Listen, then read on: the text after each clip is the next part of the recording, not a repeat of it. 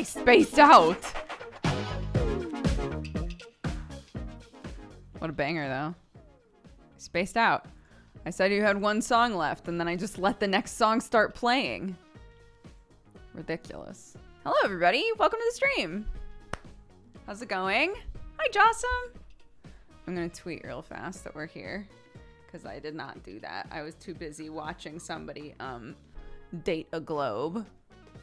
Not like take it to dinner, but like there's a person who finds old globes, and then depending on how the countries are split up or the names of different countries or things like that, we'll figure out exactly when that globe must have been made.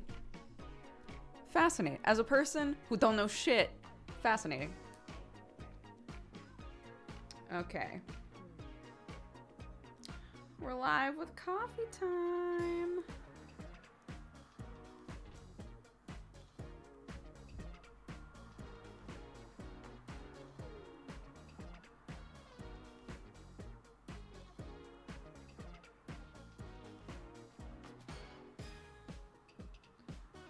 Okay.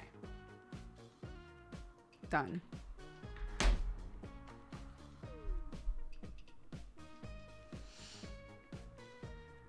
If it has "Here Be Dragons" on it, it's old. Nice. I would watch somebody take a globe out to dinner. I guess. Your hair faded in the prettiest way possible. Thank you. Today we finally busted out the hair chalks. So for anybody who didn't know, I got my hair dyed, right, and cut and all of that good stuff. And I came home and Clark didn't really say anything other than like, wow, your hair's so pretty. I want to brush it, blah, blah, blah. Until a few days after when she was like, I want my hair to be pink. And I was like, well, I don't feel comfortable with us, like, obviously there are dyes that are safe, but I was like, I don't really feel comfortable with us dyeing your hair currently, but you can get chalks. You can basically get like little chalk pens that are made for putting color on your hair. So why don't we get you some little chalk pens and we can play around and put some colors on your hair sometimes. And she was like, okay. So we got some. And to be honest, I kept putting it off because I didn't know whether or not it was going to be a mess. So she kept being like, oh, can we do hair chalk? And if it was close enough to bedtime or close enough to quiet time, I'd be like, oh, honey, we're just about to do X, Y, or Z. We'll do it tomorrow, maybe. So finally today I was like, you know what? That's shitty. I got these for my kids so that she could play with them. We're going to play with them. So today we busted them out and they were pretty fun. She's kind of mad with power now.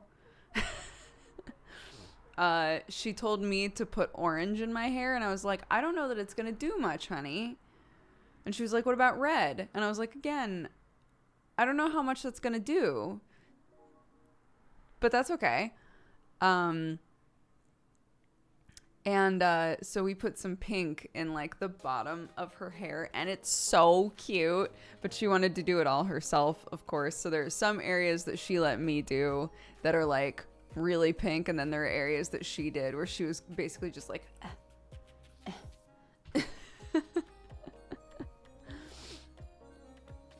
So there you go. It's very cute though. And she was like, Mommy, what if you had green and brown and black in your hair? I was like, I would look like a bog witch. Yeah. I don't think the intention of hair chalk, but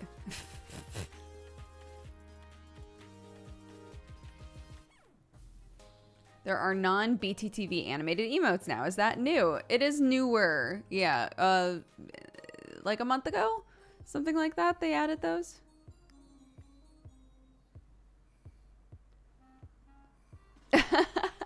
But yeah, so they're fun. They definitely add like a grittiness, like kind of a weird texture to the hair that you put it on. But the more that you brush it out, the less that texture is there. So yeah.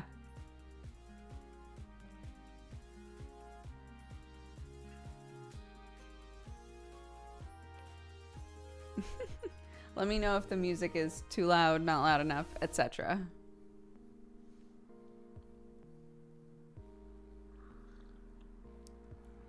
It has yet to smudge on anything, but to be honest, she hasn't like laid down. You know, she's just being a toddler and running around everywhere. Oh my God, we watched, so I had tweeted being like, okay, so Clark's in her Tchaikovsky stage, which I also went through, not as a kid, but as an adult. But you know, she's all about the classical music from an early age. So, basically, she kept asking me to put on ballerina music. And I was like, sure. And noticed that a lot of the songs that she really liked that would pop up in these playlists were Tchaikovsky. And I was like, oh, we should go see Nutcracker. So I went to look, and I had unfortunately said this out loud to her, like, oh, there's a play that this composer did the music for called The Nutcracker, and it's a really beautiful ballet, and we could go to it in Christmas time. And she was like, oh, yeah. So I went to look, and basically everywhere that you can see the Nutcracker is like, unless you're 5 years old, like we don't want anybody under 5 years old in here. And I was like, all right, fine. So I said, I'm sorry, Clarky, we're not old enough yet. And she was really sad. And I was like, but there are a lot of like movies and things of the Nutcracker. So I'll find out what would be a nice one for us to watch and see how that goes. And so many people, I went on Twitter and I was like, what's the best like video version for a little? And so many people were like, yo, Barbie and the Nutcracker slaps. Barbie and the Nutcracker slaps. Absolutely show her that one. It's 20 years old, so the animation in it is god awful, but she loved it. We watched it today. I bought it on Amazon Prime. It's the only place that I can watch it. Bought it on Amazon Prime and played it for her this afternoon, and she loved it. She ran upstairs and put on her big poofy blue dress so that she had a ballet dress and was like running around the room like dancing. It was so cute. The Barbie movies are so good. Yeah, I've only seen a couple of them before this. But you know, it's great. I have yet to see one where Barbie like gets saved by anybody else. Barbie's always the hero, you know, which is tight.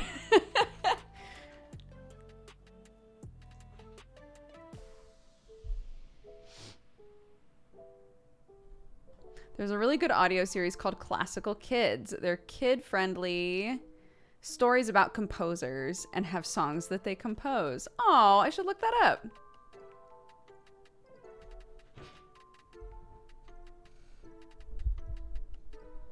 Yeah, I'm trying to see if there is one that we can go see. Like just any kind of like, I don't think it needs to be Nutcracker, right? But just any kind of like a ballet or a dance sort of thing that we could take Clarky to before she's 5 years old. There has to be.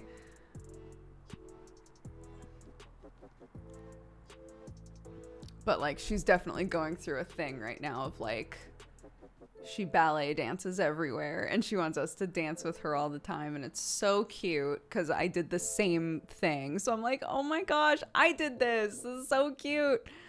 And so we signed her up for ballet lessons. They don't start until like closer to the end of the year, but I think she'll be really excited.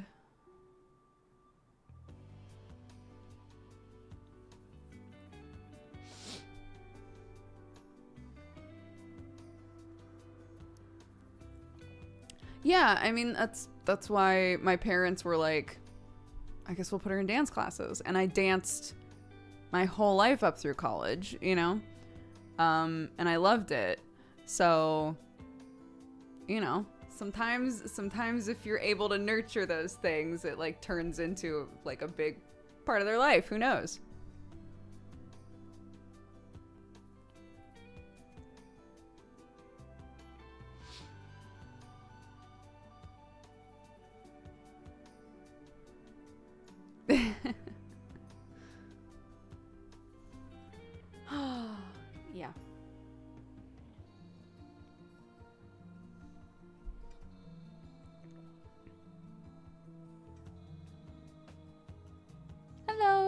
Hi everybody, welcome to the stream. We're just getting started, we're just hanging. Sam made a pot of coffee and then threw it in the fridge. What a prince. Sam made a pot of coffee and then put it in the fridge.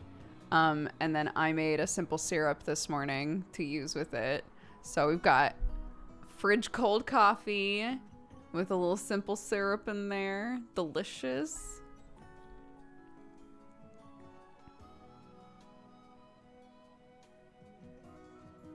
Oh, I just heard my childhood cat is dying. 20 years of companionship. Love you, lady. Thanks for cheering me up a bit. I'm so sorry. It's always hard to lose a pet. She's been around for over 2/3 of my life. It's going to be a strange world without her, but she had a happy life, though. I'm sure she did. Big hugs. Any plans for your birthday tomorrow? Going to take the day off streaming and do something fun. So I think we're going to do stuff on Saturday. So I still plan to stream and do Manga Pod and all of those things tomorrow. So I will be streaming on my birthday. My birthday's tomorrow. That's crazy. I'll be 34. And on Saturday, I'm gonna sleep in, and then we're gonna have a family picnic, a little family picnic, and then I told Sam I wanted to play board games. And that's it.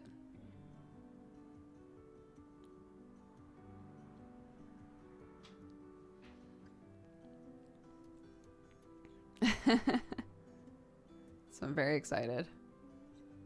Yours is the 7th. Yo, happy early birthday. I've always, for whatever reason, I've always known people that are like really close to my birthday. When I was in the theater department, there was a girl who was born on August 5th and another one who was born on August 7th. And I was like, what is going on? There aren't that many people in this department.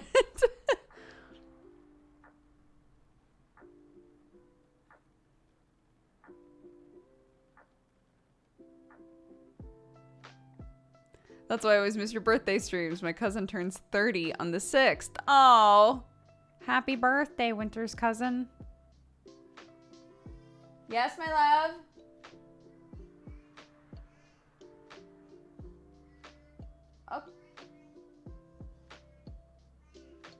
Okay, can you get Daddy to help you? Thank you. She's giving me like a play-by-play of like something that happened, and I'm like, your father's awake. I just spoke with him.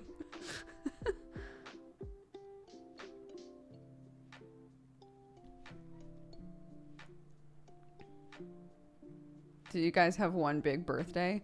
No, because August is typically, at least in America, you're not in school in August. So my birthday always happened over like summer break, whatever I was doing during summer break, you know?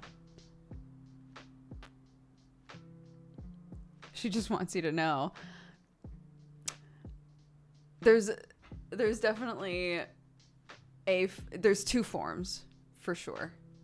There's, what's up, Clarky?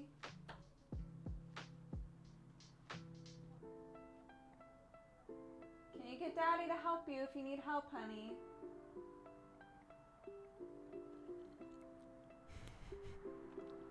There's the tone that's like, I have an anecdote for you. But then there's also the tone that's like, I want you to fix this thing. That was, I want you to fix this tone. Which I'm like, no. Daddy can fix it.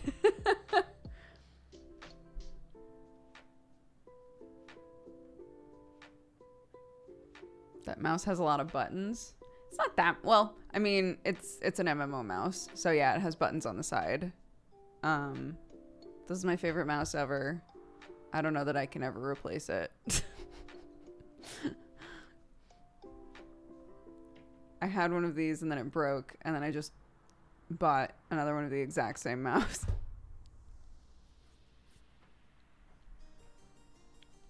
It's nice. It's tiny. It's a Razor Naga. Razor Naga.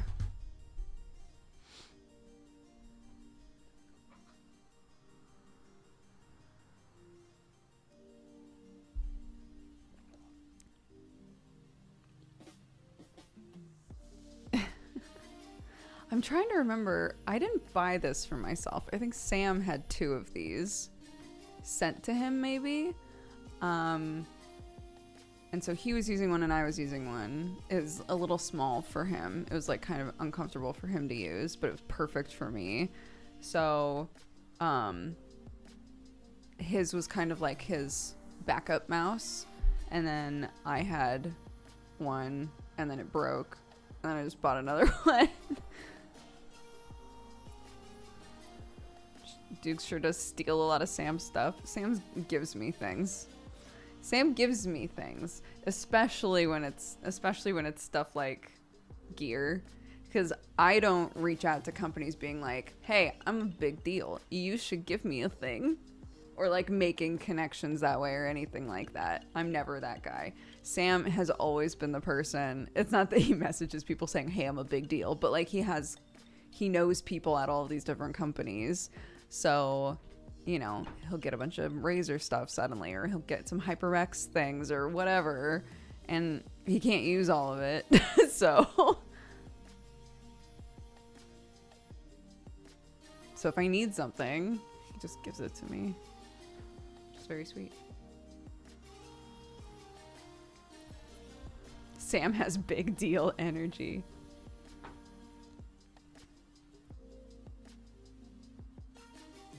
Yeah, shout out to HyperX. They literally have messaged me so many times being like, please, it is killing us watching you use this headset on stream.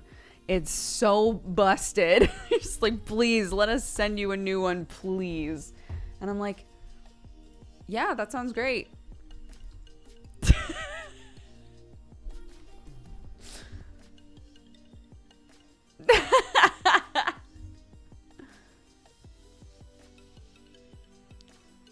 So, you know, I'm willing to admit that a lot of times it's my fault.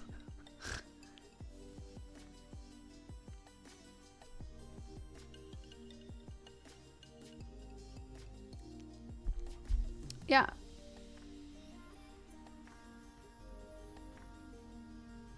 Remember when that one headset literally shocked Dukes? That was because of my setup at the time. I kept getting shocked, yeah. I love that Sam's second-rate VR stuff is better than anyone else's first-rate stuff.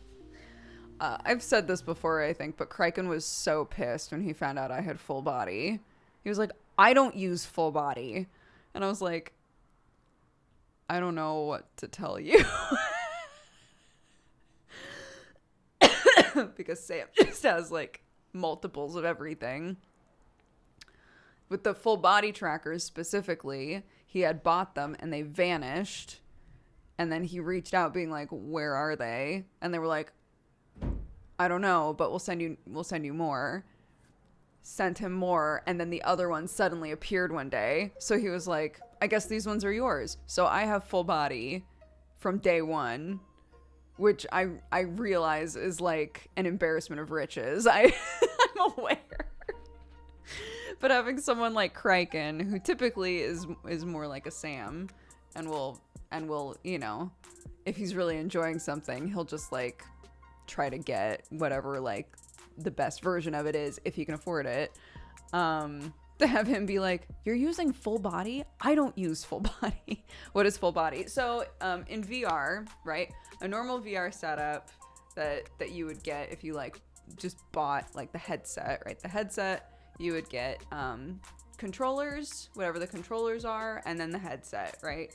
And then you need cameras, base stations, typically what they're called, but you need cameras, so like these, and they like, again, you don't need cameras for all VR systems, but ones where you walk around and move around typically, and it like you use them to like scan your room and like track, you know, where you are in the space and all of that sort of stuff.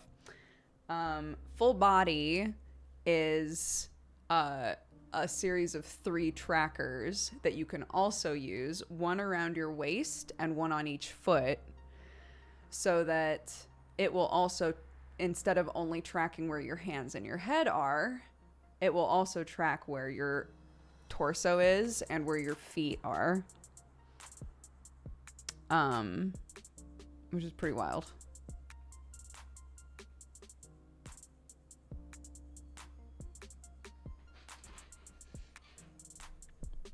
So yeah, in Callus Row, I use full body. So as Moral, I'm able to like do stupid shit with my legs.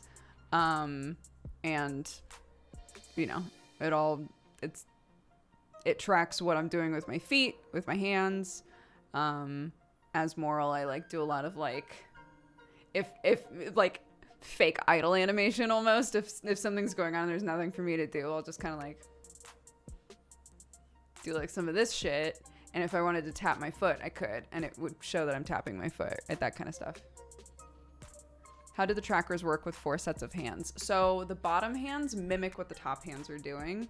Sketchu and I have talked about figuring out a way to make it so that I could like get into a position and then hit a button. And then after hitting the button, the bottom arms would stay in position.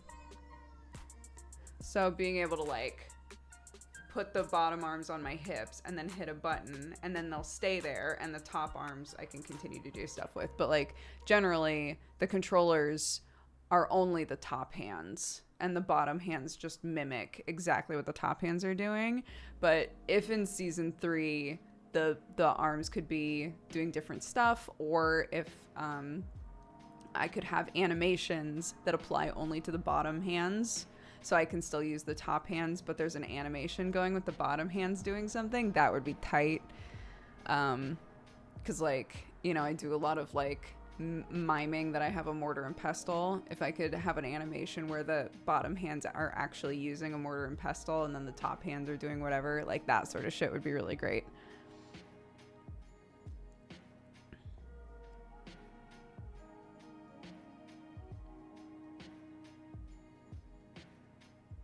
That sounds complicated. Yeah, I'm sure it is. What's up with the door? What, the barrier? This is a frequent thing. I do this a lot. It's to keep my kid from barging in. We're like trying really hard to create a situation where if she needs something, she goes to Sam, because even if I say to her, okay, if you need anything, who do you go to? And she'll go, Daddy. She still in the moment will try and come to me. So it's that, but it's also that sometimes she just takes all of her clothes off, and you know, there's a terms of service on this website. So yeah, so this works really well. She cannot move it.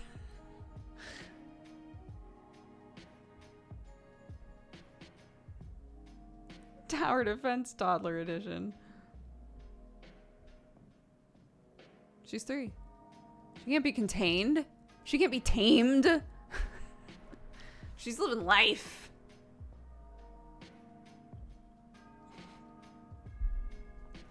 But yeah.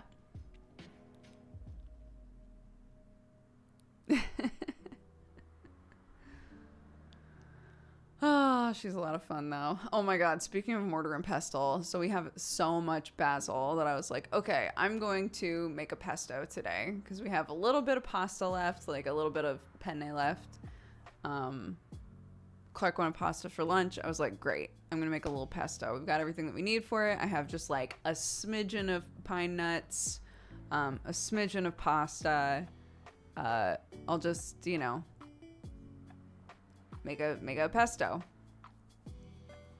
So for whatever reason, the thing that I normally use to make a pesto was like not able to like get it into like a paste really, you know? So my child. So I had to dump it all out into the mortar and pestle, and Clark got so jazzed. She loves it when I bust this thing out, because she was like, me, I want to do that. So it was just her, like, just fucking smashing it. So we took turns. We made like a really rustic pesto, but it turned out good. It just needed to be cooked a little bit because the garlic was so fucking powerful. You did hear a child scream, yeah. And then I heard my husband walk by, so it's handled.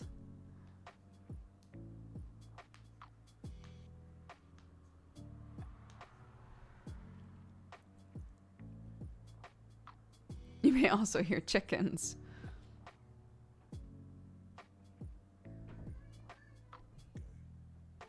She was like, we had 0 problems this morning.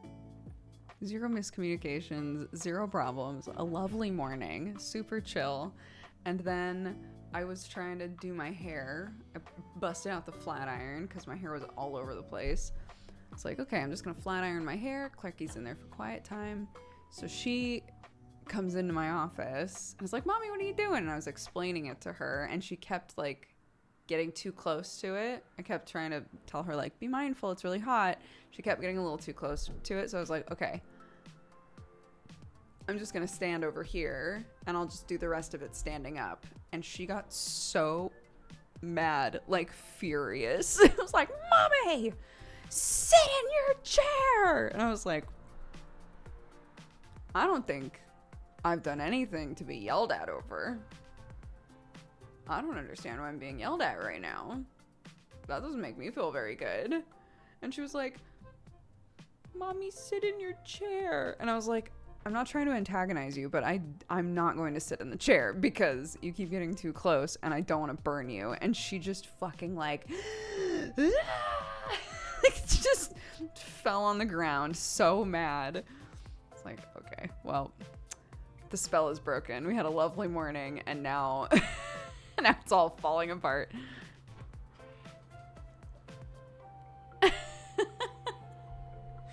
It's so funny. You'll just, you didn't do anything, right? But they're so mad at you. You're like, I don't know what I've done. I don't know what I've done.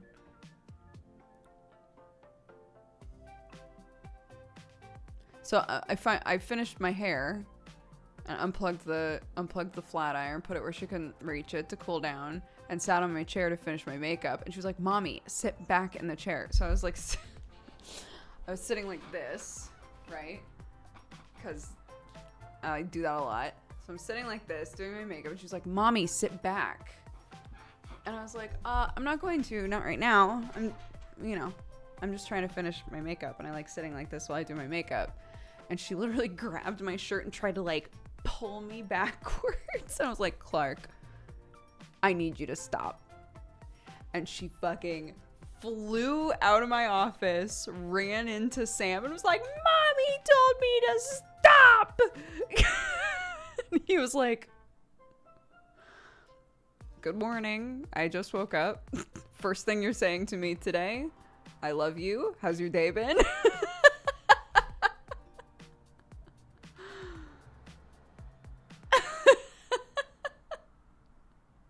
Like, damn, what? It is hard. It is hard. And like, the more tired they get, the less that like it makes sense. You know, you have to just kind of try to like meet them halfway. Like, okay, I think that we're getting a little frustrated, right? I think that maybe this specific thing is frustrating for you. So maybe let's remove it from the equation, you know, etc.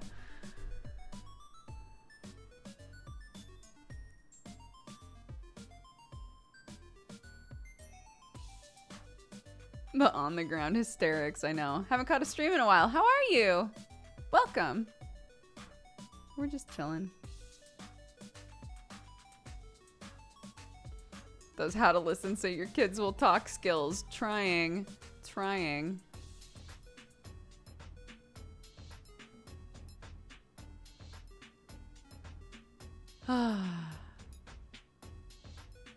Yeah, she's definitely she's definitely learning a lot of good self-regulation. You know, she can recognize sometimes when she needs to walk away. Those moments when she's like, I don't want to play with you, and she leaves. Like, that's a form of self-regulation, right? Like, she realizes, like, I'm getting mad. I don't want to play here anymore because it's making me mad, and I'm going to walk away, right? And as much as you want to, like, laugh and be like, okay, then I guess we're not playing anymore, right? Okay, I guess I'm not your best friend. It is like her, like, learning to recognize something in herself and be like, I need to fix this. I'm leaving, right?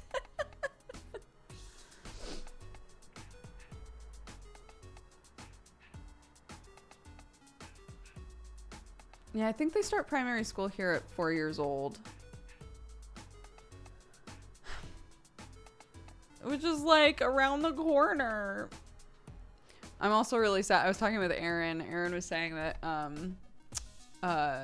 her kid is about to start school, right? And is having to come to terms with the fact that she's not going to the same school as her best friend. And I was like, oh my God, I'm not looking forward to that. I don't know what I'm gonna do in that scenario. I'm gonna be so sad. Because, you know, Clark has like 2 little friends now at preschool that she's just obsessed with, that she wants to talk about all the time. And apparently they also talk about her all the time. So I'm just like, but we don't even know, you know, we don't plan on buying this place. We don't know what area we're going to be living in, like what school district we're going to be in. So we're just like, she probably won't be going to school with either of these kids, which is sad. We'll have to set up like play dates all the time, dude.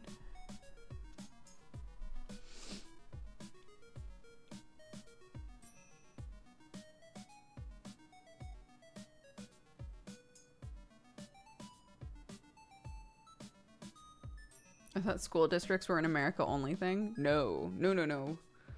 Here, I think they said that like you can, if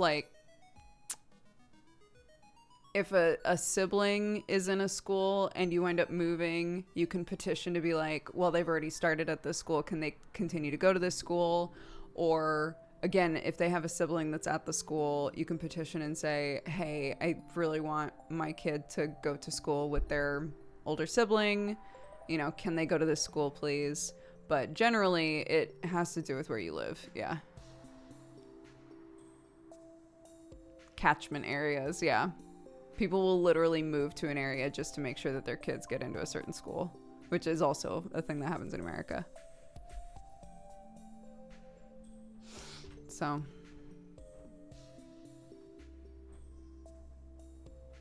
What's the Stardew Valley thing in the corner? Oh, it's the music that's playing.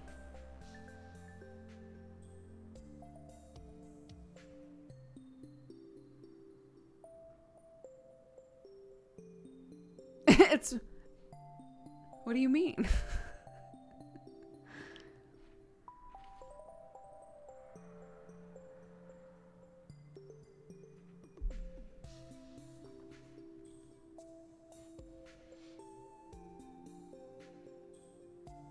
I remember Tiri saying her oldest is 6. Yeah. And she already started her first year of school. How long have you been living over there now? Since December 2019. So almost a year and a half. No, actually, it has been a year and a half now. It doesn't feel like it.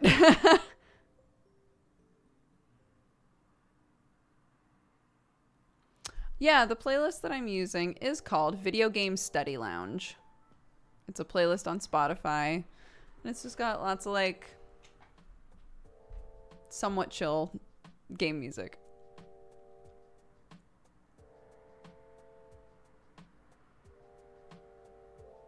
Does Clark remember the US at all? No. No, she was what, 18 months old? She knows that she was born in America. She knows that I'm from America.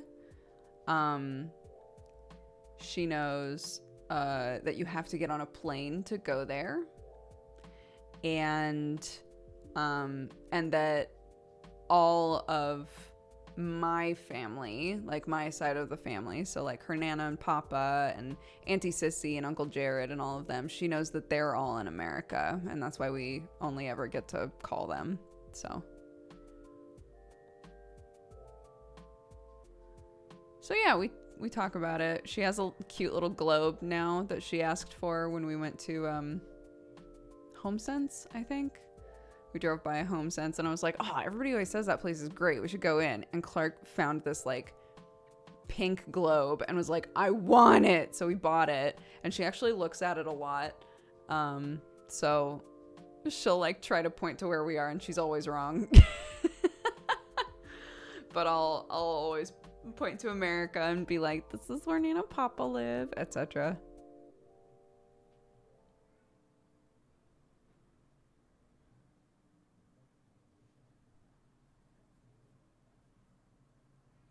Has she got more of an American or a British accent? I managed to keep the American despite having the same situation as Clark, which I've been told is weird. I would say Clark definitely sounds more British. English people can tell that she has a weird accent. But I think she spends, she goes to preschool, so she's with like a lot of different kids. Most of them with like primarily English accents. She goes to school with an Italian kid and a French kid, and she's not the only one that's like a transplant kid or with parents that speak differently. Yeah, but she's primarily around a lot of English people, so she's picking up that accent faster than my accent can overpower it.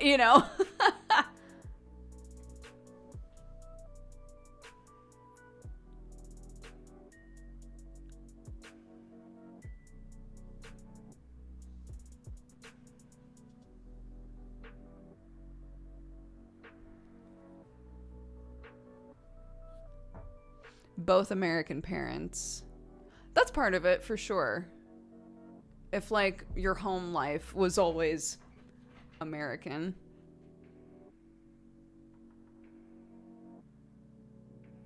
It's interesting that Sam's accent comes out so much more when he talks to Clark. He's said before that he recognized that early on he started putting on more of like he tries to enunciate words better and stuff, but like in like more English better, and then obviously I changed the inflections of all of my sentences when she's around. So yeah, we both talk to her in like a Clarky code.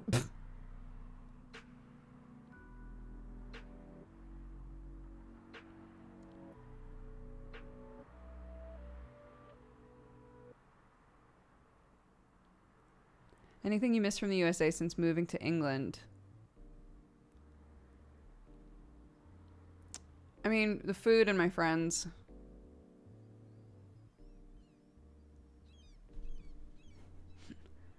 It's interesting because I don't hear you talk to her in kitty talk. No, we've always tried not to. We've tried not to like with her as much. We try to talk to her pretty like plainly. But just my inflections become much more English when I talk to her for whatever reason. Are there many words that she says in American English or British English that catch you off guard? I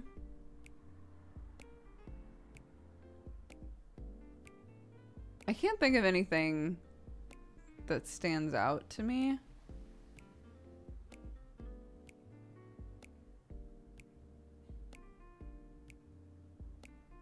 Not that I can think of.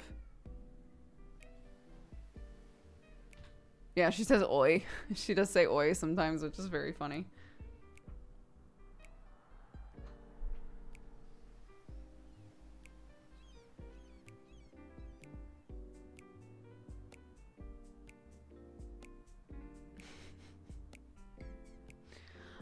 I will say that like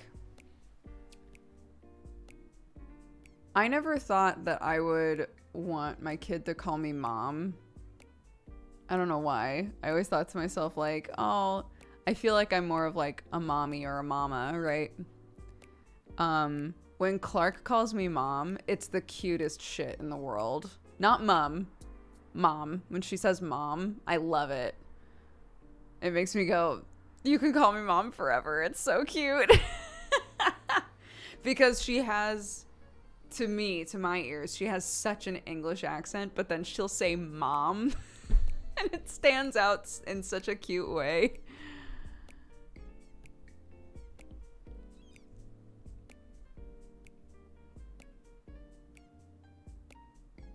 We call ourselves mama and papa to our kid, but she calls both of us daddy. I love that. What do you call the hood of a car? The hood of the car. I think you're asking what a British person would call it. I call it the hood of the car.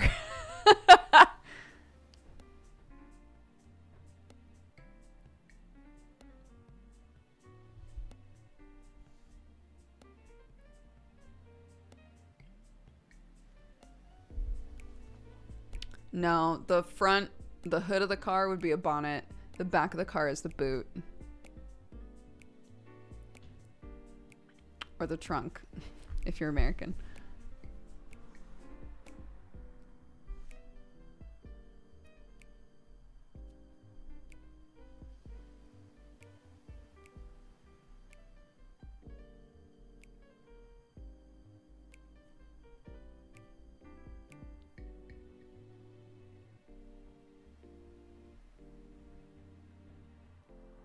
Americans have to live without the expression on it like a car bonnet, and honestly it makes me sad.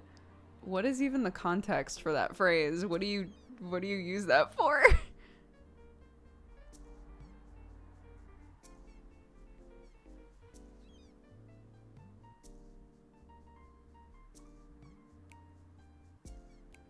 It means you're gonna do something right away. Okay.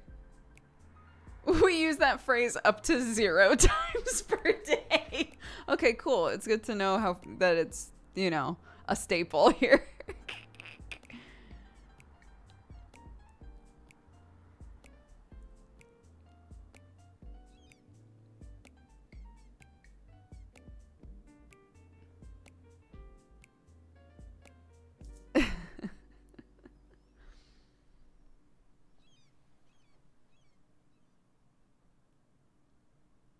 Essex uses that phrase daily. Just Essex. Only Essex. How does English coffee compare to American? I mean, I think England has been sort of like yanked kicking and screaming toward, you know, like things that mimic drip coffee or drip coffee in general.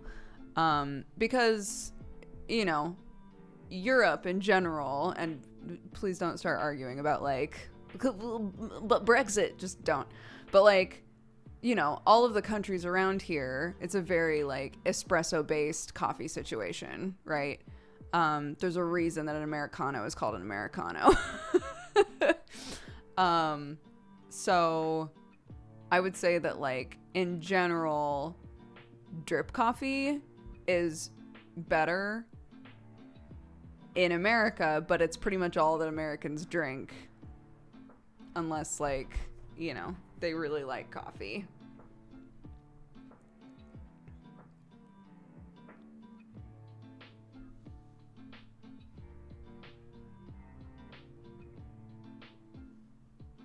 I think it depends on where in Europe. Denmark is very drip coffee.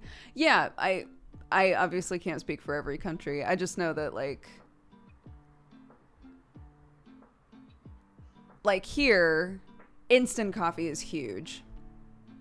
Instant coffee, I know quite a few people that have like a Nespresso, like some sort of like, I want an espresso drink, right? So maybe they'll get that. People would rarely get like a drip coffee machine. If they're gonna get a machine, it's like, and again, I'm not saying this for everybody. This is just the people that I know in this country.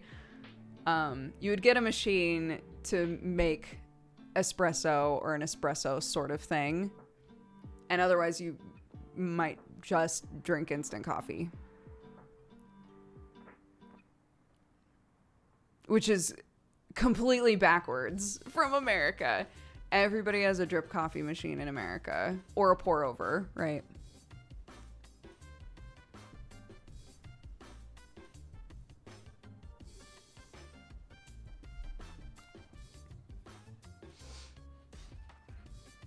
Or just pick up from Costa. Yeah.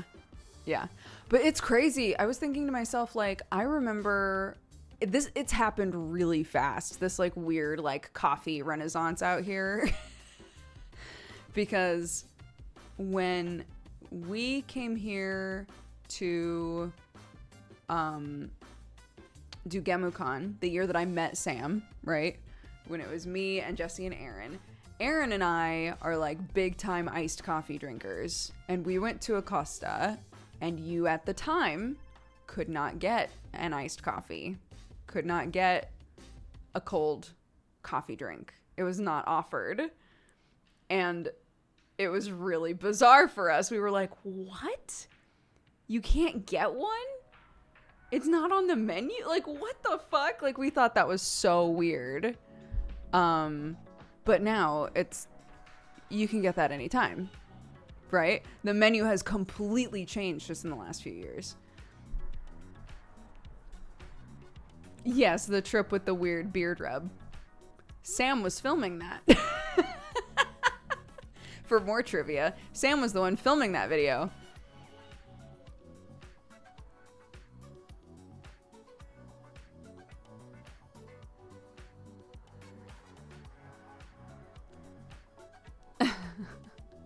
And he saw me embraced by those two lovely bearded gentlemen, and he thought, I gotta get to know her. I gotta get to know her. God damn.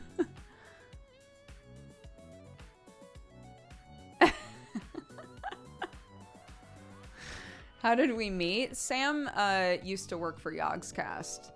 He worked for them in like community management sort of stuff, and then started his own YouTube channel. And so his YouTube channel originally was Yogscast Strippin'.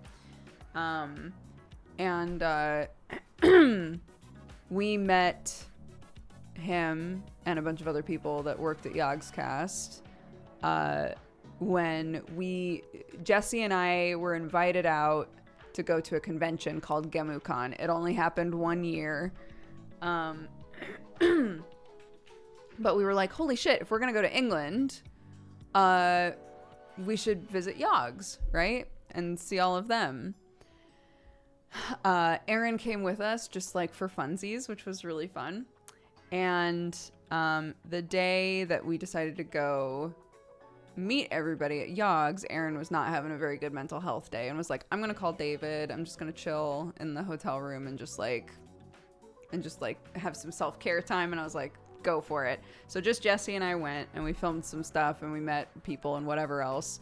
And I went back to the hotel room, and I was like, Aaron, I just met the cutest dude.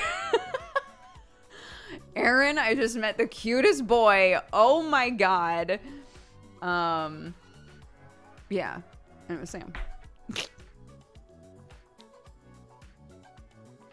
And we all, like everybody that was at the office at the time, plus us, the three of us, we all went to have dinner. And most of them were like, all right, it was good to see you, bye. And Sam was like, I mean, like, you guys came all the way out here, literally just to hang out with us. So I'll see if anybody wants to, like, go to a bar or something and keep hanging out. And we were like, oh, that's so nice. So, yeah, there was a group of, like, 6 or 7 of us that went to a bar. Yeah, I got to talk to Sam a little bit more. And I was like, oh, man, it's so lovely. He was, like, trying really hard to be, like, a really good host to us, which was very sweet. And then, you know, we added each other on Twitter, and then eventually added each other on Skype, and started watching anime together and having dinner together, and yeah, and started our LDR experience. And then at the bar, they met Clark. Yeah, and then we met Clark. It was wild. We were like, you should come live with us. And she was like, okay.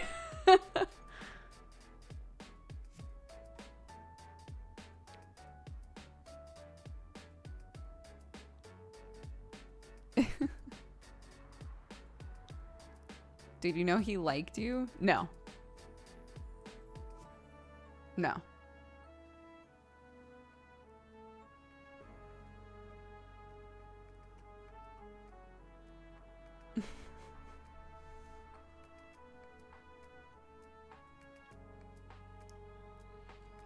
Can you tell the proposal story again?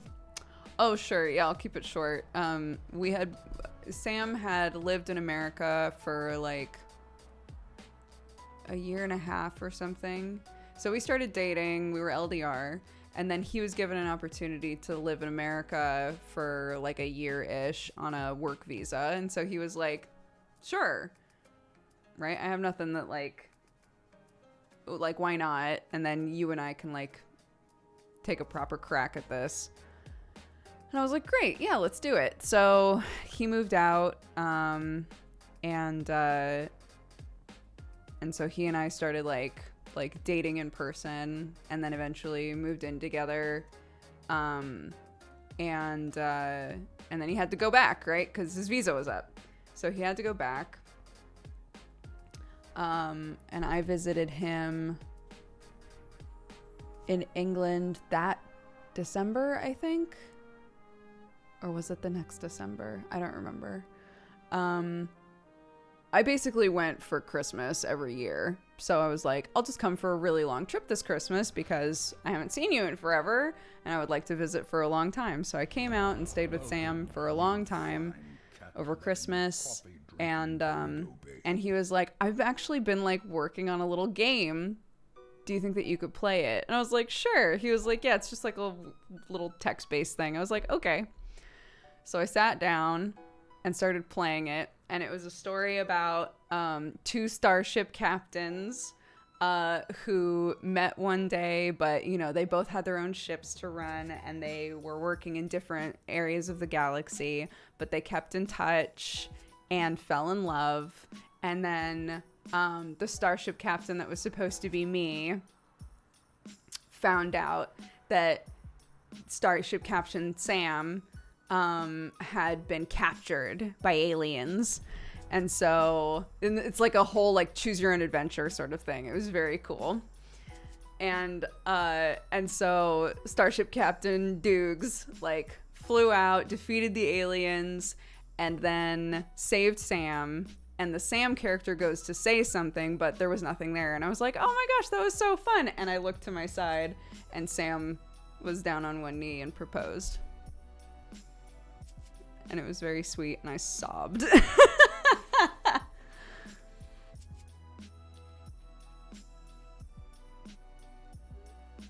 Yeah, it was really cute.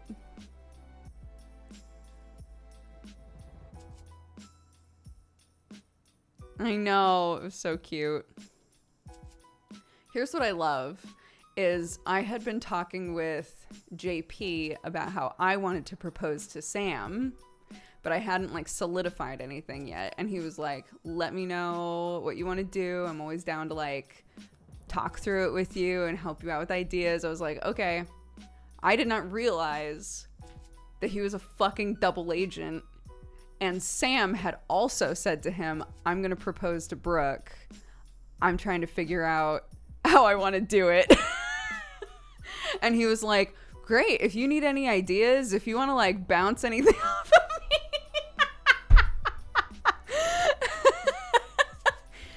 me.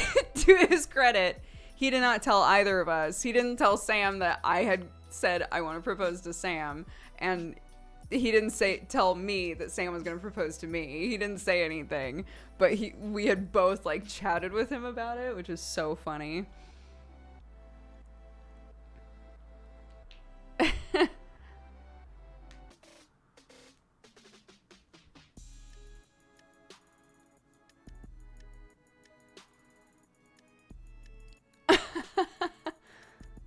No, there were funny bad ends in there. I'm trying to remember what they were. I got a couple of different bad ends though.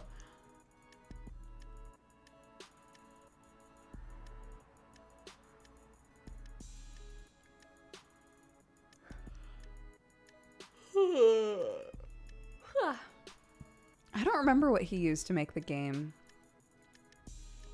I don't think it was like inky or anything. But I don't remember. I honestly don't remember.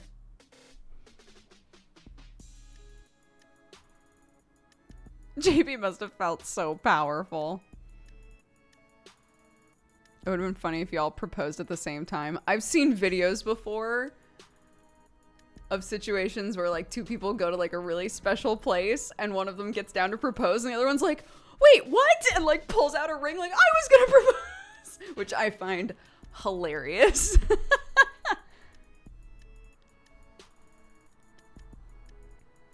Yeah, it was just a text game. It was literally just a text-based choose your own adventure game. It was great.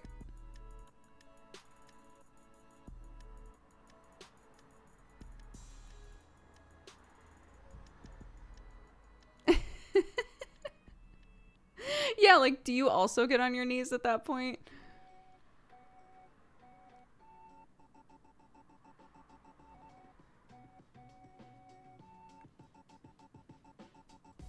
Was there an ending where he didn't propose? Most of the bad ends were just like, your ship blows up, try again, sort of shit. You both just lay down.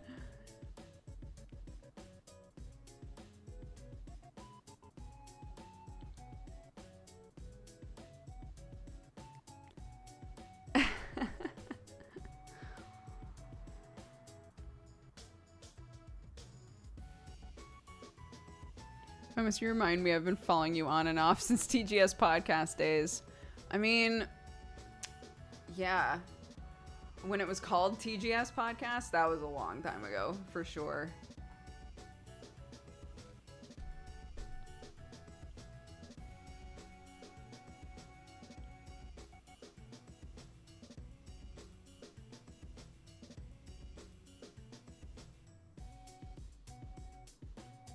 TGS, the game station. Goddamn. I love your bookshelf. I'm decorating my new room and that looks great. Thank you. Yeah, I just found a guy on Etsy who makes these that lives near me. I love it. I remember the struggle of coming up with a new name. Yep. Me too. I remember that Jesse and I really hated the name Co-Optional Podcast, and John was like, too fucking bad.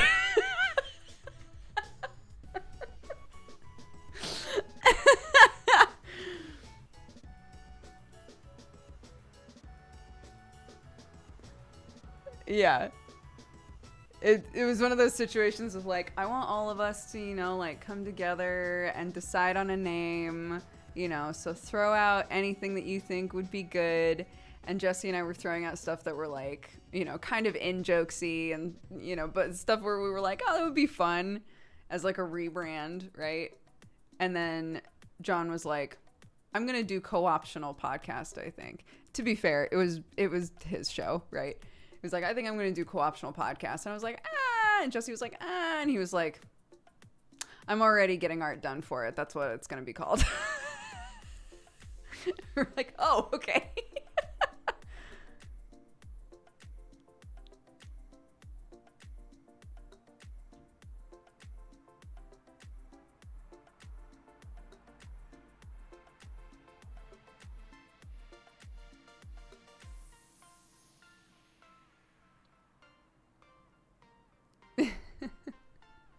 The theme song did slap. Absolutely.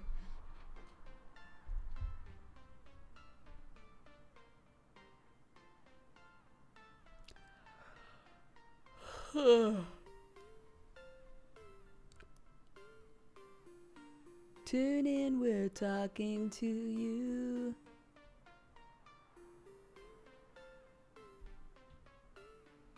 Oh, I don't remember the name of the company that I used to to ship Sherlock and Watson over, but they were an LA only company. So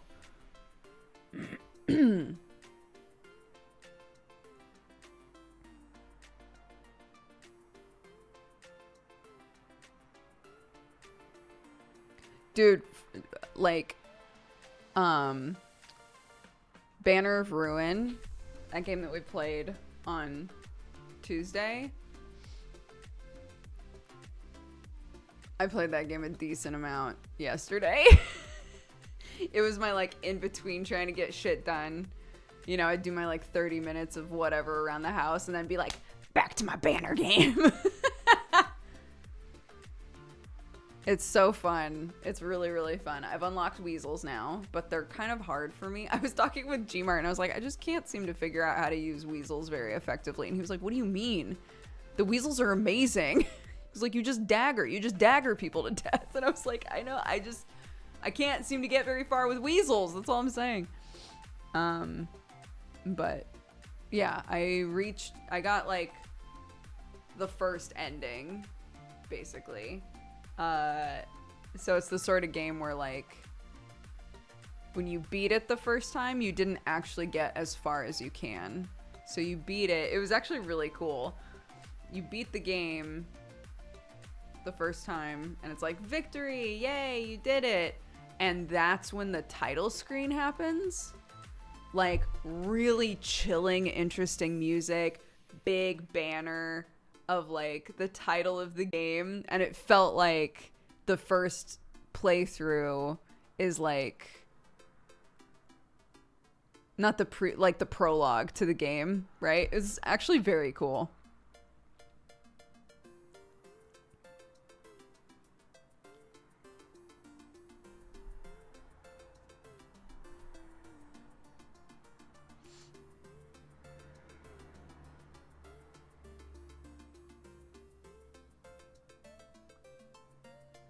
Gmart would make a great fourth manga pod host. Yeah, I wonder if you'd be interested.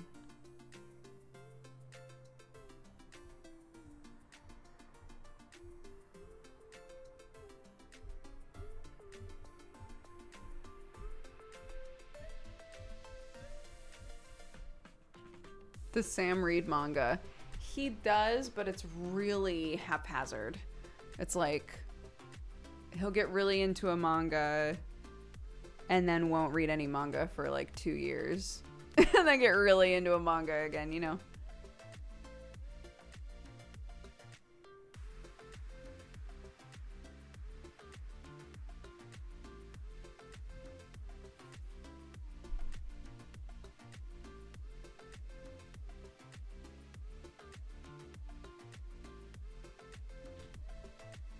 Oh, also, Casper Guy, welcome to the Cat Gang. Thank you so much.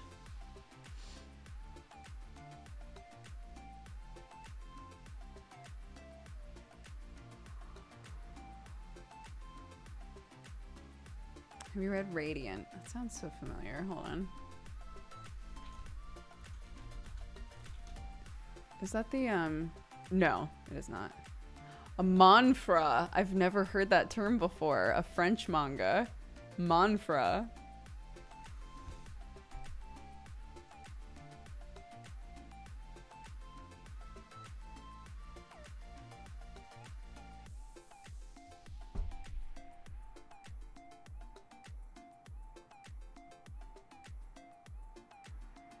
Did Clark ever get to meet TB? TB passed away right after we had Clark. So it's been 3 years since TB passed.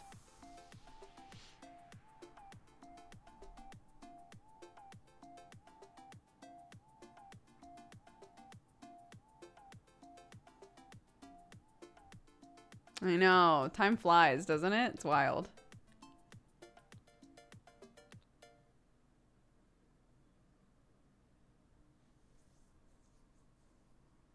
Yeah.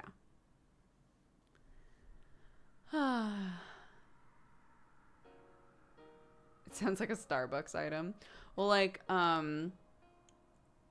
remember when I was on the ProZD podcast and we were talking about manhwa, and There was somebody in the comments who was like, why does she keep mispronouncing manga? Which, like, I'm not making fun of the fact that they don't know the term manhwa. I think a lot of people don't. But I loved that they just thought that I didn't, to that extent, did not understand that there is a G in the word manga.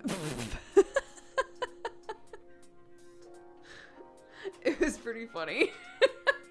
It's like, can you imagine looking at the word manga and saying manhwa? That's definitely what that word is.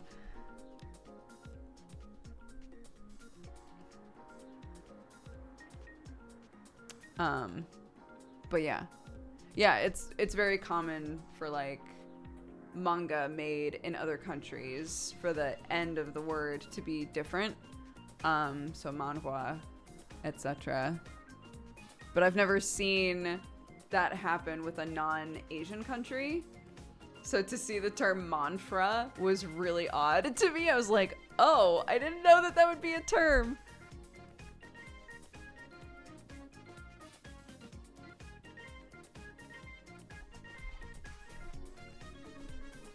Yeah, because it's a French manga, so manfra.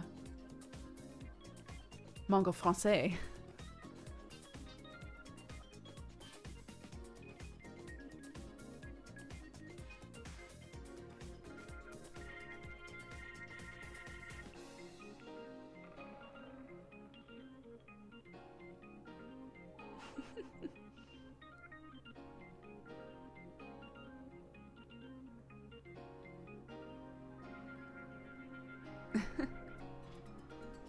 Do we really need the short form? It's just an easy way to be like, where was this made, right? In a world of people being like, if it wasn't made in Japan, it doesn't count.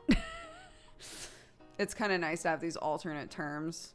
It just kind of nips it in the bud, that shit, we've noticed. Because if we call Mangapod when we're reading something that's made in Korea, there's always somebody who's like, technically this isn't a manga because it's not made in Japan. So it's good for us to know these terms so that we can nip it in the bud on Mangapod by just being like, welcome to Manhwapod, where we read Korean manga.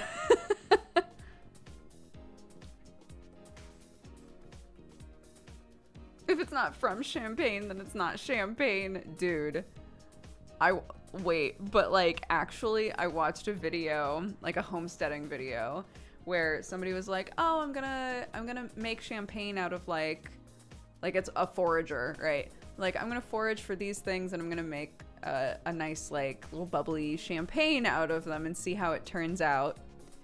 And like half the fucking comments were, technically this isn't champagne because you would have to be making it in champagne in order for it to be champagne, but like, cool recipe, I guess. It's like, Jesus Christ.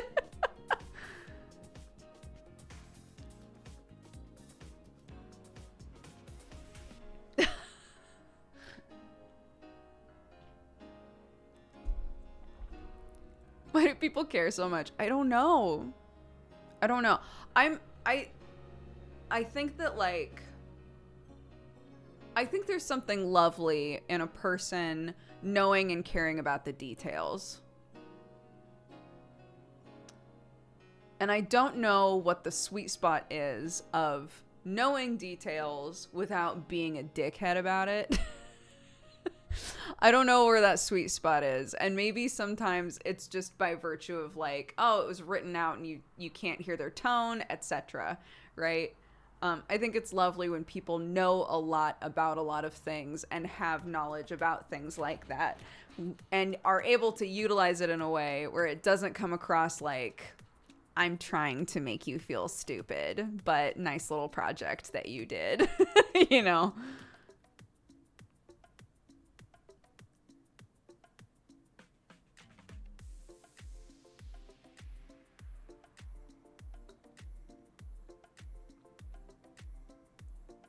No one likes being talked down to. Absolutely.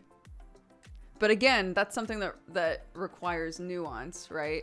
That's something that, like, sometimes a person isn't going to realize that that's what they're doing, because it's not a cut and dry, like, don't do this, right? Secret Someone, thank you very much for all the gifted subs. Welcome to the Cat Gang, guys. If you were gifted a sub by Secret Someone or anybody else, please take the time to say thank you. It's very generous.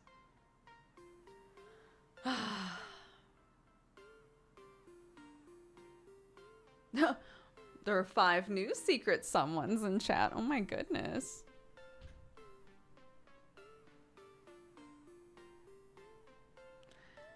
Wanting to educate without patronizing, it's hard. It is. Absolutely. And some people will say, like, just to be safe, don't offer the information unless someone's asked for the information. But, like, I think that also gets in the way of, like, excitement and passion about a topic, right? Like, the ability to be like, hey, here's a fun fact, right?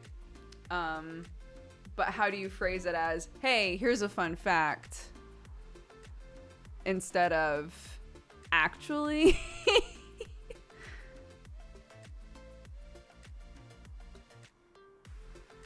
It's hard.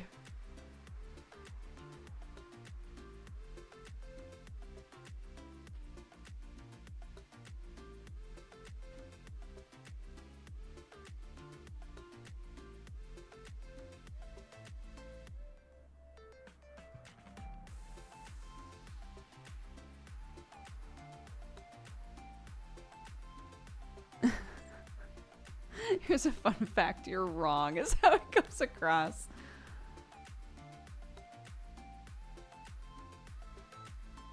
What is champagne called if it's not from champagne? Sparkling wine, I think, is technically what you're supposed to call it. Technically.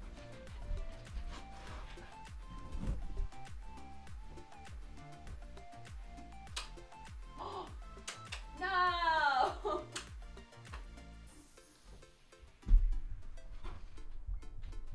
Tried to turn on the lights and they blew.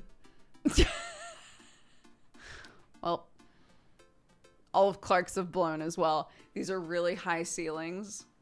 So we keep being like, guess we gotta buy a ladder, boys. Will you ever do an in-person D&D campaign? On stream? Or just in general? I'm chomping at the bit to do in-person D&D. Even Sam needs a ladder? Oh, yes. Oh, yeah. He can't reach that shit.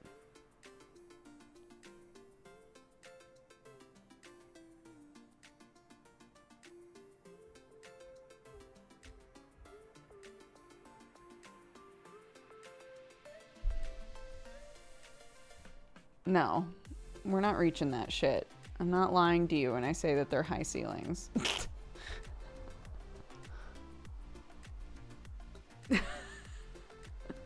Everybody in here like, I thought Sam was tall.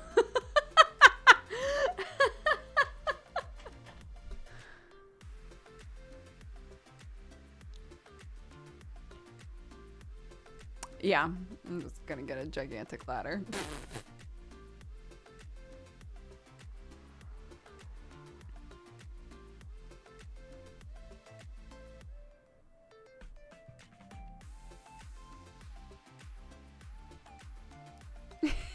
Sam's not from north of the wall. He ain't that big.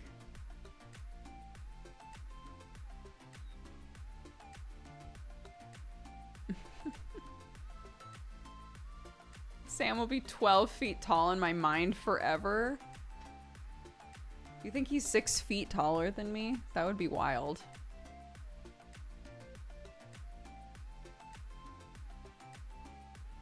They have those light bulb changers you attach to a broom handle. Yeah, can you do that with... Because aren't these ones like a pain in the ass to unscrew?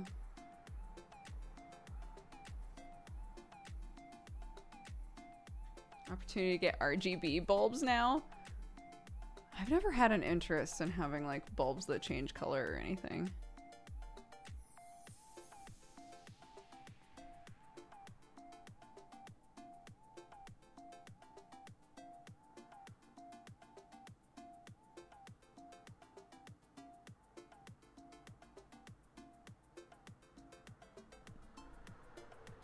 Yeah, we'll see. All of the bulbs in like in our kitchen we have, you know, one of those overhead like light and suck out the smokers. We have one of those. We have a suck out the smoker. And it has lights on it. All of the lights have blown. I can absolutely reach those, right? It's literally just right above where we cook. I cannot for the life of me figure out how to get those fucking things off.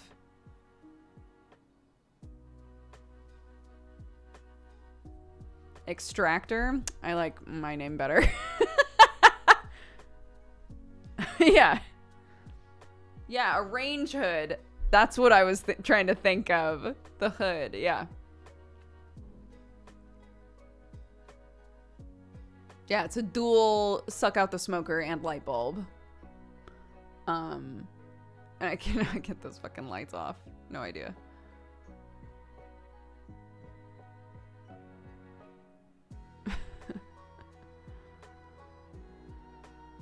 I call them fume hoods after doing labs in college. Fume hoods is a good name.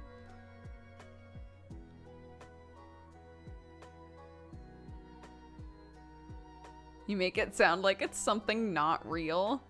The suck out the smoker. If you're not planning on buying this place, is there a sort of property that you like? Older building, newer building? So Sam likes newer places because generally a lot of the places that are older in England do not have ceilings like this, and he's a tall dude, so he gets claustrophobic really easily.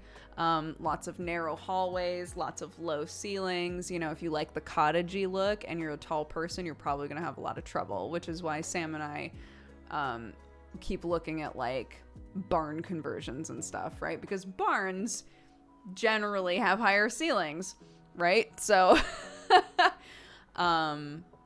I really like older stuff.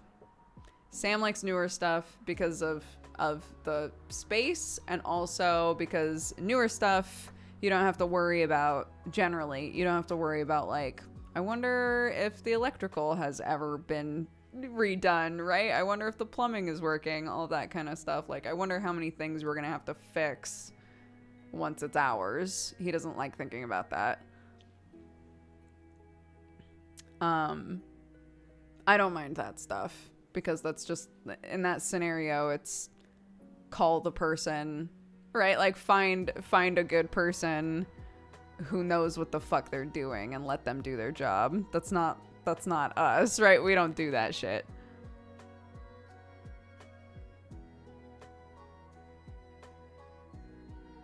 What are you defining as new and old?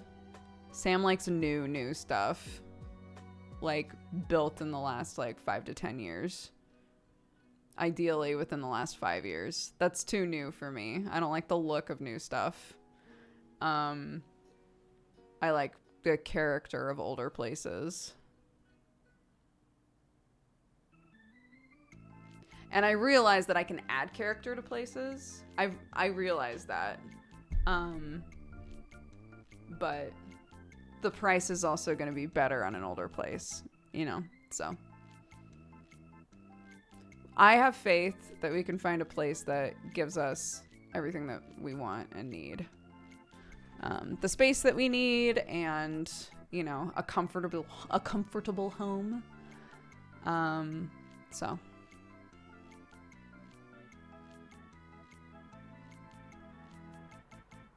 Barn conversion would be dope. It would be. But everybody's into the barn conversions right now, you know. So. My mother-in-law sent me a listing a bit out of the way for a church that is being sold to be used as a residence. Here's the weird shit. So it's like, oh, it's got like an acre of land. It's a church. You look at the pictures, it's literally like a church inside. There's an organ in there. There's like a big stage and shit.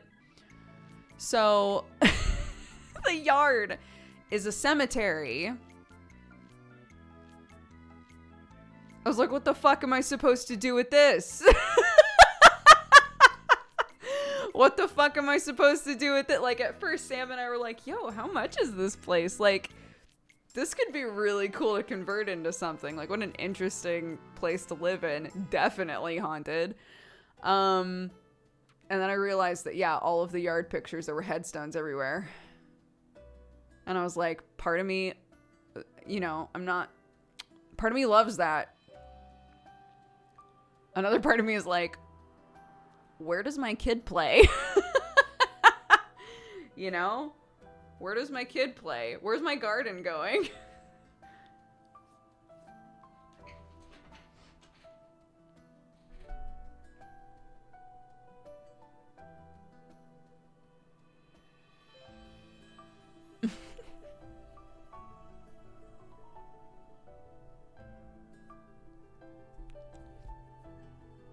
Think of the character. There is a whole lot of character to be had in a place like that. There was a place that we actually looked at and were like, holy shit, this is exactly what we want. Like a place with an annex and a barn off to the side that we can convert into a workspace and like all of this stuff. We were like, oh my God, this is great. Lots of land. And like the price was right, you know, we were like, holy shit. And it got bought within 24 hours. Like, that's what the market is like right now. So we're like, all right, I guess we're just not going to look unless we're actually ready to just buy right away. Because otherwise we're just going to keep getting sad. So...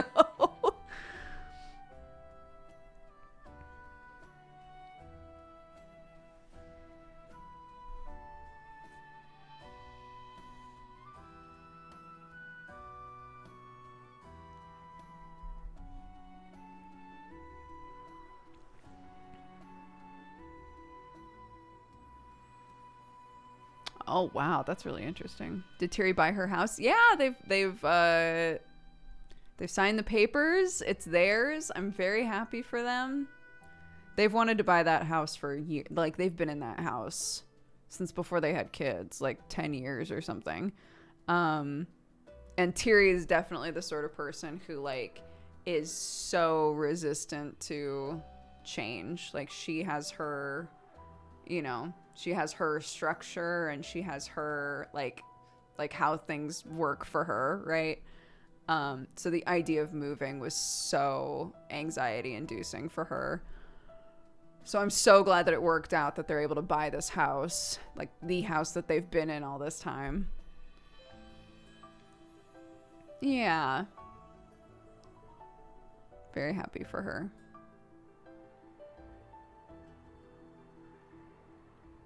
Terry's my cousin, by the way. She's lovely. Check her out. I have anxiety just going on vacations. Yeah, she's told me before she has the same thing. She's very much a like, I could sit in my house and never leave and be totally fine. Like basically through the entire pandemic, she was totally fine, just not leaving the house ever. I'm less that way. I need to get out of the house, but she's totally fine.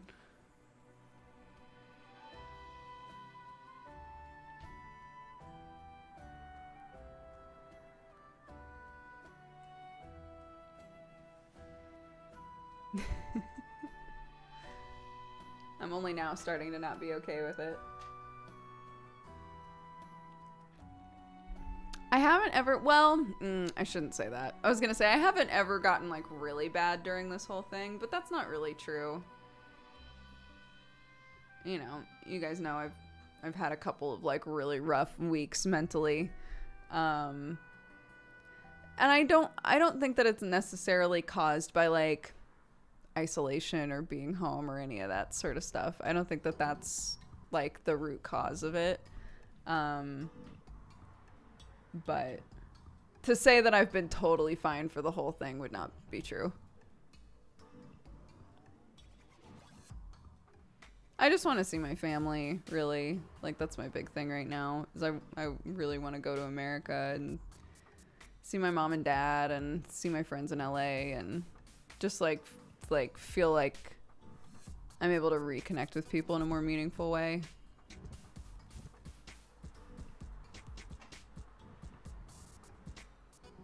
Moving to a different country is a huge stress causer. Yeah. Yeah.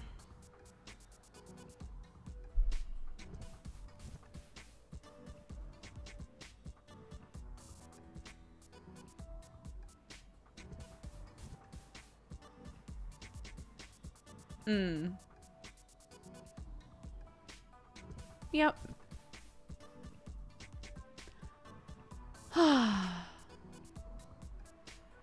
Since somebody was mentioning in-person D&D, once I'm able to like do stuff like that again, I think I'll feel a lot better. Even just having like one consistent thing that's like with people that aren't in this house, right?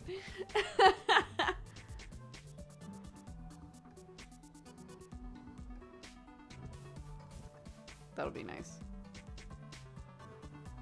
Sam and I were talking about some stuff last night, and I was like, yeah, there's, you know, I have some like weird behavior things. We all do. We all have weird behavior shit. I have weird things that I do that are like really frustrating to Sam and vice versa. And we were talking about it, and I was like, honestly, it's not something that I've ever had to change. I haven't been like in a position where it's gotten in my way ever in my life or like stood out as much as it does right now. And I was like, but you know, it's starting to affect like our relationship and like my mental health and everything. I was like, I need to start doing something about it. And he was like, you know, probably it never would have come up. I don't think it ever would have been that big of an issue. But we're stuck in here together. You know, like he was like, I think a lot of stuff, like if there is something that needs to get addressed or if there is something that's like really annoying each other, it's really standing out now. I was like, yeah, but it's good. It's an opportunity for growth. It's an opportunity for me to like address a thing that I don't like about myself.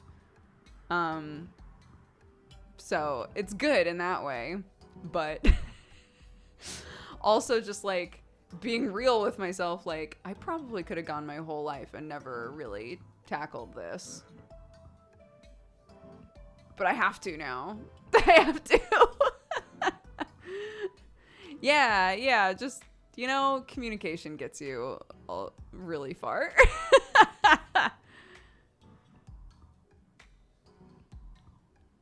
I discovered that my wife leaves drawers open all the time thanks to lockdown.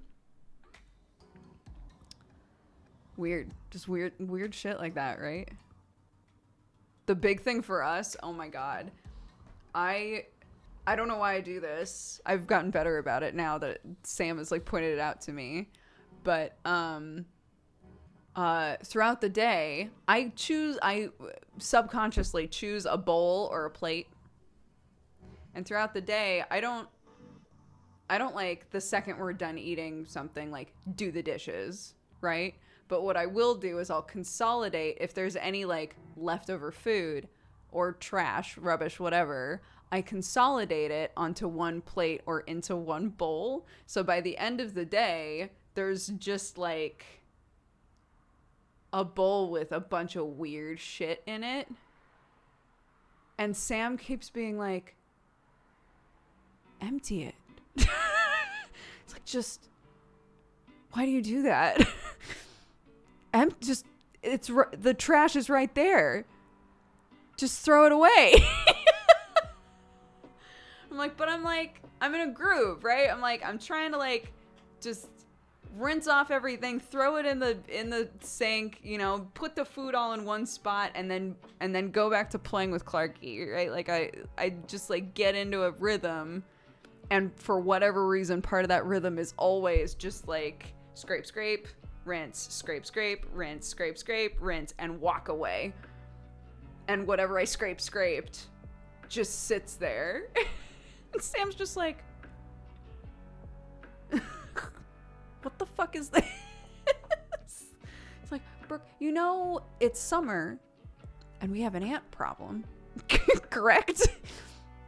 You're aware. Right? You know this.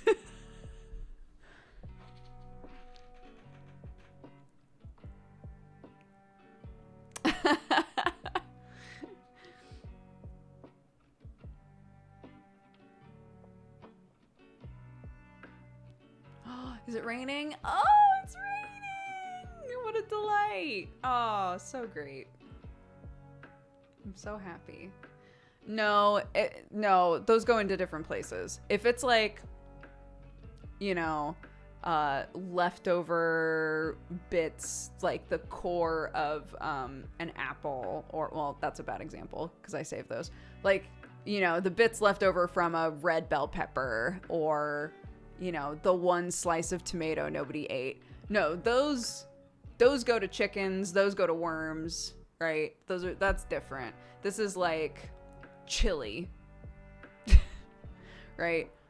Clark spilled some chili on the ground.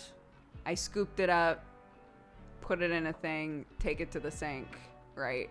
Like, food that I can't just directly give to animals, or directly, stuff that isn't like unprocessed.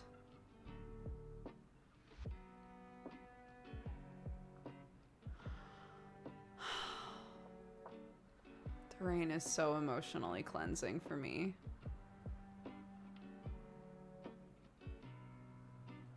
Oh, that sounds so nice. It's so lovely. I'm so happy.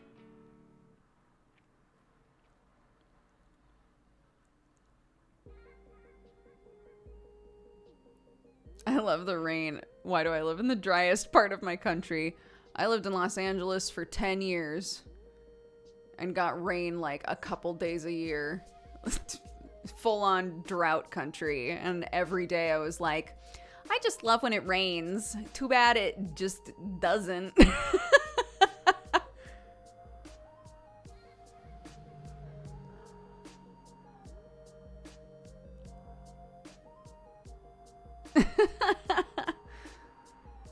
And then you moved to England. Yeah. Which has the exact same weather as Oregon. So I get to just live in that. God, the like blowout on this is so annoying. If I could turn these lights on, it would balance out so much better, but this is where we are.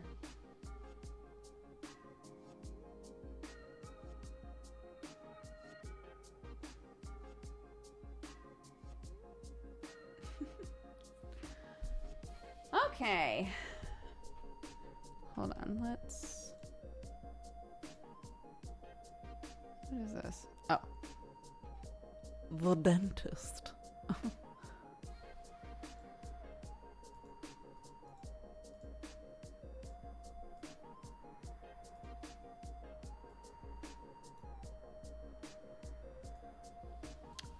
Hokey dokey, eggs and bakey.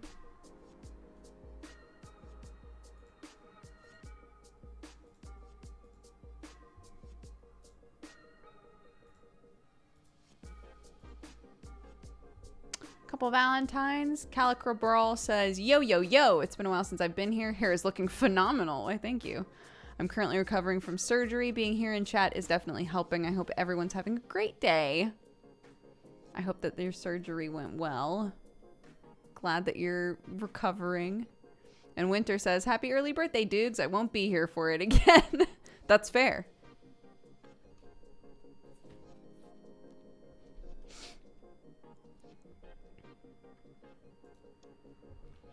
We have some subscribers to give out.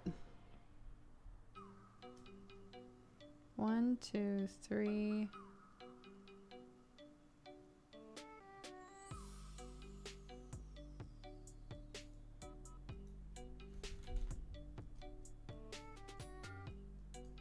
Okay, we'll do the specified ones first. Oops, mute me, please. Gift to Joker David.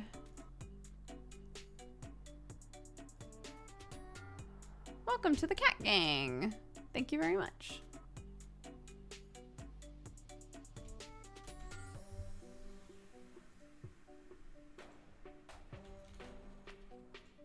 Oops.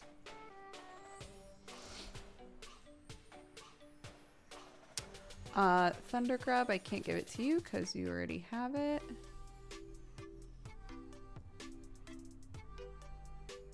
Two, three, 4, 5, 6. 6 subs coming at you.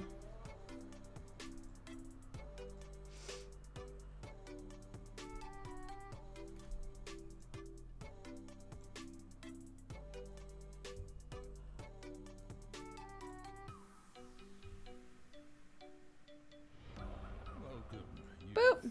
Yay! Thank you to everybody who used your channel points to redeem subs, either for yourself or for other people. Welcome to the Cat Gang, guys. Your fellow burritos gave you a subscription.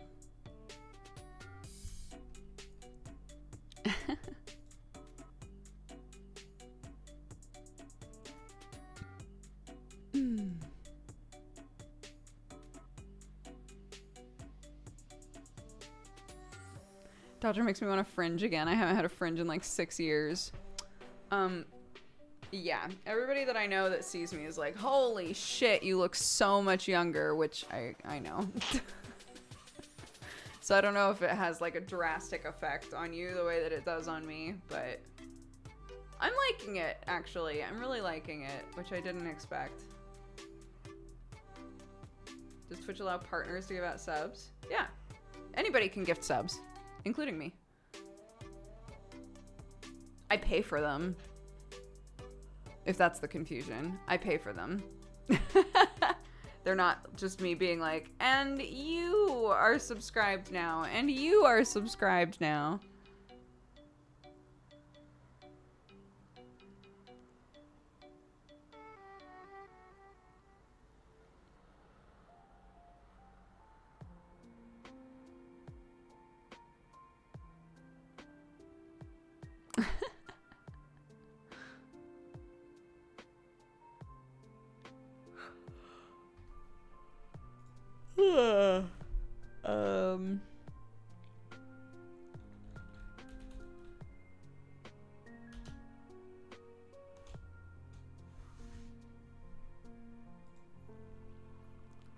I'm going to take a quick break. We're nearly at the top of the hour anyway. I'm gonna go pee and grab some more coffee and stuff.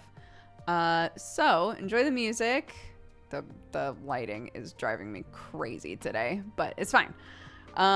Enjoy the music. I'll be right back. And when I come back, we'll do a cheers and then we'll play some banners.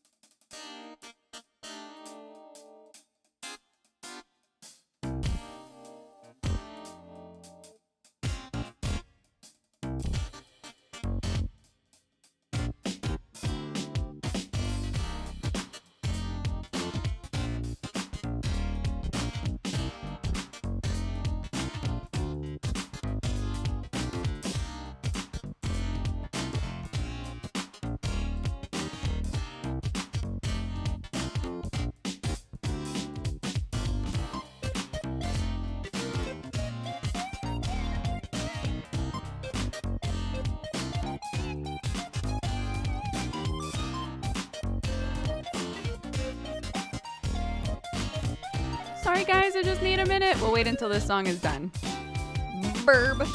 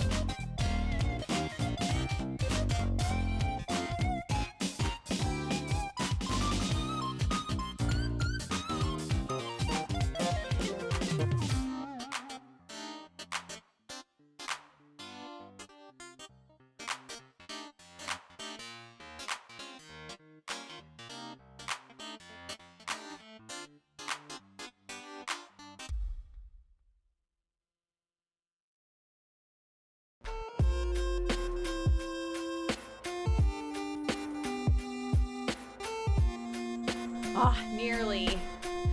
Nearly. Oh, I'm just realizing I didn't pee. This is like a 10-minute break. One sec.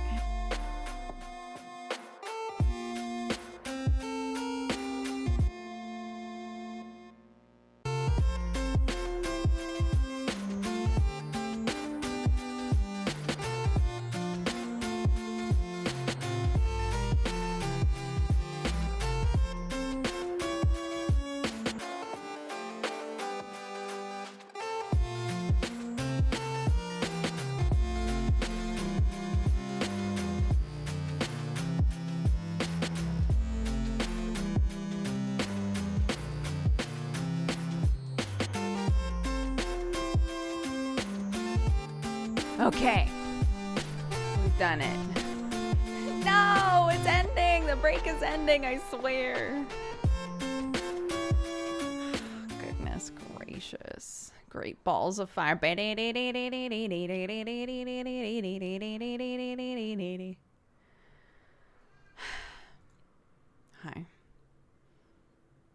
I was helping get my kid dressed. Because she's in one of those moods where the second that you're like, maybe we should put on some clothing, she like just walks in the opposite direction. So I was helping.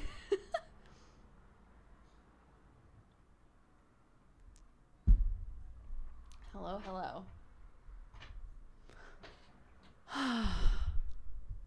We're gonna play more Banners of Ruin. I'm gonna change all of this.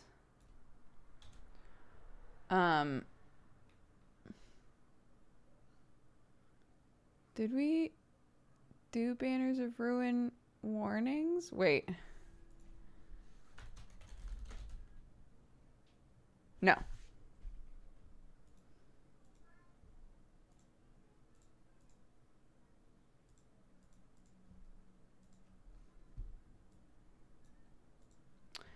Honestly, like, there aren't really many warnings to put on this, but just in case.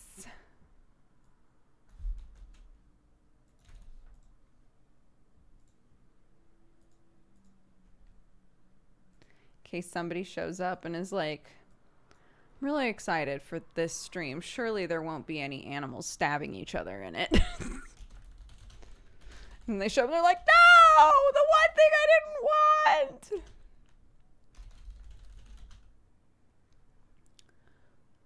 want. Violence is really, there's no blood or anything.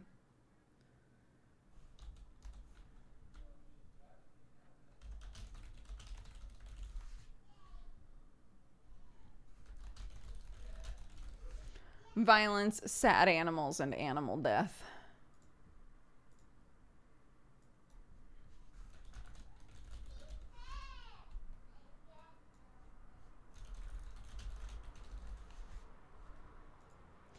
Beep, beep, beep, beep, beep.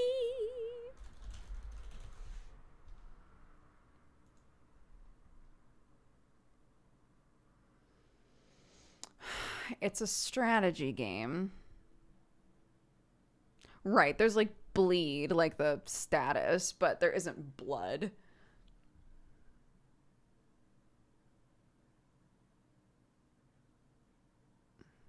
Here's the thing that I'm trying to figure out. Do I say, don't spoil anything past the warden, which is as far as I've gotten. Don't spoil anything past the warden, but backseating is okay because I've played a decent amount of the game now. Or do I just not want the headache? Here, this is why I always have this problem, right? With like, do I just say sure backseating? Because either it's my headache or it's the mod's headache. And I like the idea that at least occasionally I can say to the mods, you know what? Just let them go. Just let them do it. But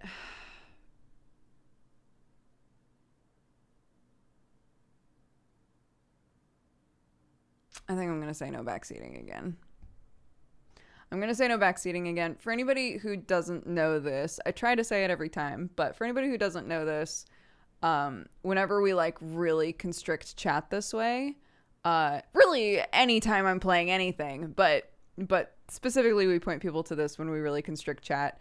If you go to our Discord, you can get a link to it by doing !Discord. But if you go to our Discord, which is lovely, by the way, there is a channel in there called the Spoiler Void, which I have muted, which is why I couldn't find it at first, called the Spoiler Void. And you can literally go there and spoil anything you want, backseat anything you want, speculate, micromanage, whatever. You just can't do it here because it affects the way that I play the game. So if you want to go to the Void, feel free. I'm going to say no backseating again. If we wind up playing a decent amount of this game and we play it for a couple of days and I'm like, all right, I don't really give a shit anymore, then cool. But I think I'm still at the point where I do give a shit. So we're just going to say no backy seedy. What is this? What am I holding on to? The Dodger bug? Oh, the Dodger bug. Ba-ba-da-da-da. The Dodger bug. Ba-ba-da-ba. The Dodger bug. Anyways. Okay,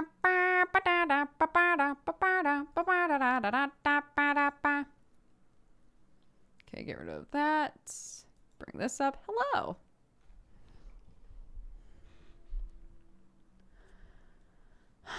Da da da da da. Wah ba da ba. The Dodger bug. Da da da da da da da da da da da da da da da da. But first, I almost forgot. But first, let's do a cheers. True Heart redeemed our cheers today. Grab your drink if you don't have it yet. You can cheers just by like fist bumping the screen or turning away from the screen because you're very cool. You know, whatever you want to do. Thank you all so much for being here today. I'm really, really enjoying this game. I'm so excited to play more of it.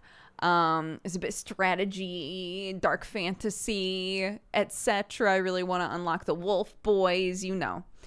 But I appreciate you guys very much. Without you, I would not be here. If you're having an amazing day, thank you for coming and spreading your joy.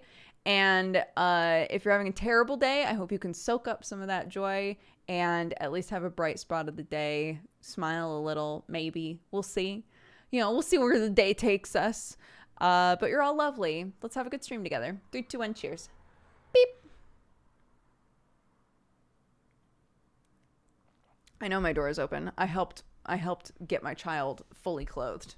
I'm no longer worried.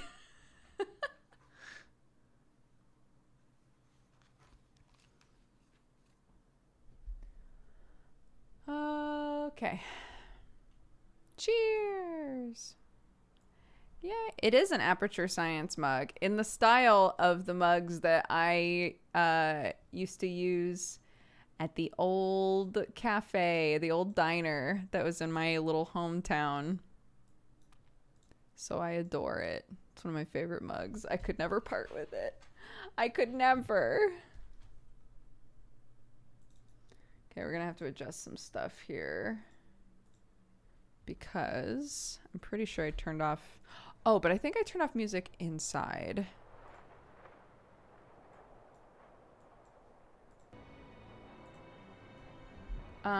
Yeah. Let me know how the volume level is.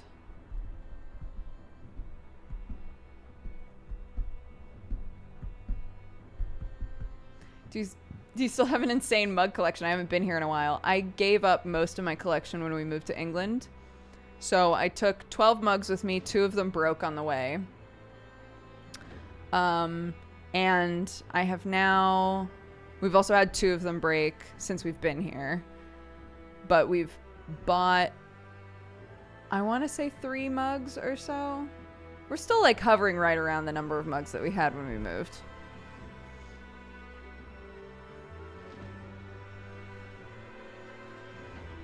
Okay, so we've got weasels now.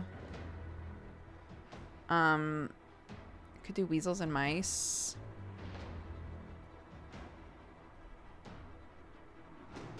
We've also unlocked oaths, which are basically like adjustments to the game. All enemy attacks apply blood. You know, enemies start with plus 50% vitality. All kinds of like adjustments to make it harder, but to also make it so that you get more of a reward at the end. I'm not good enough to do any of that shit yet, so I'm not.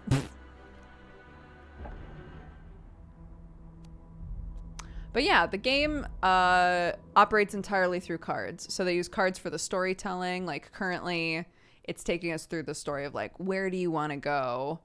And these are your characters. We can go up here and look at our characters individually. What do they have? He's got a hatchet and a shield. Great.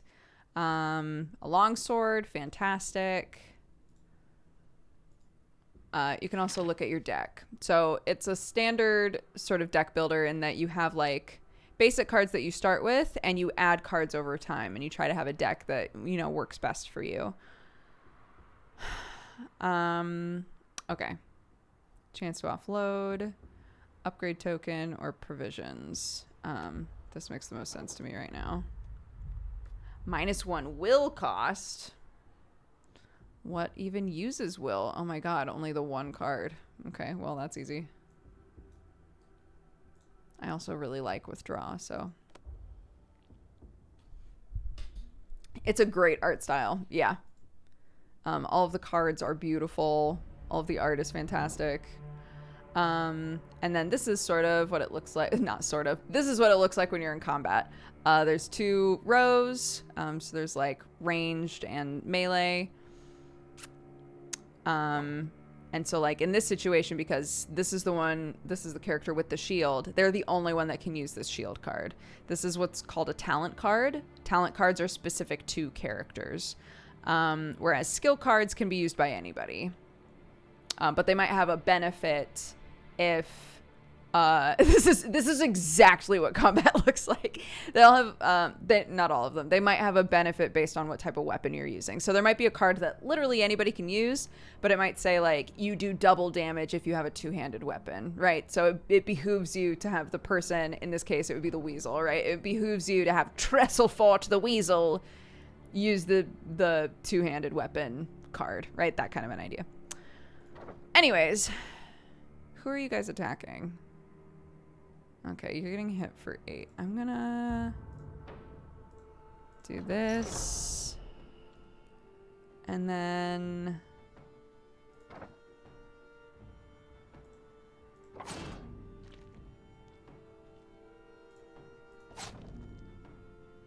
great, you're dead.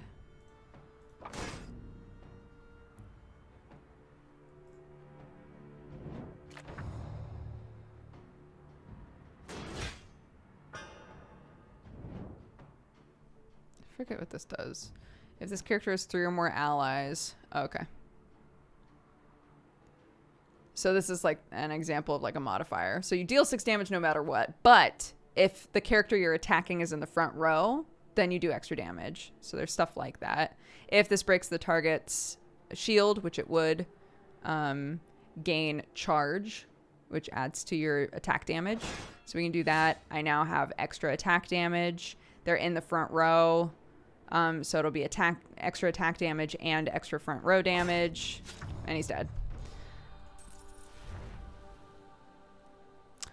Ooh, I keep forgetting that I've got like new cards that I haven't seen now. Weapon damage +8. God. This would be really good with like the 2-handed weapon if I could get that off. The Informant. As you turn a corner, you find yourself confronted by a wiry figure, their identity masked by the dim light, their noble birth betrayed by their fine robes. I know why you've come to Dawn's Point. The low, dry voice echoes off the cold stone. I can help you reach him. My family are being held captive in Old Town. Help us flee the city, and I will arrange you entry into the keep. Find a boat and free my family. Then meet us in the sewers below the royal court. Do as I ask, and you will have your blood. You exchange a solemn, understanding nod with the old wolf before he sharply hurries off. And now we've got a combat. No matter what we do, it's the same. Let's go. So this attacks all targets on rank. So this is rank. I think this is row and this is rank in the wording, if I recall correctly.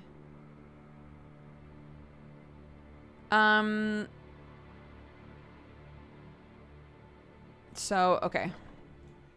I'm gonna do this first to get that extra shit. Great. Who are you guys attacking? Okay. For 8 and for 8.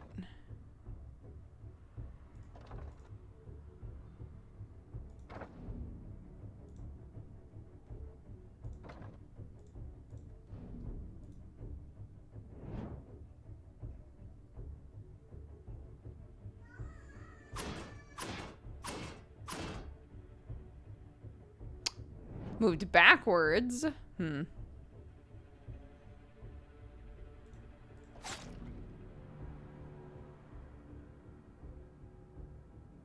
Oh, I should have kicked him. And then used that weapon. Oh well.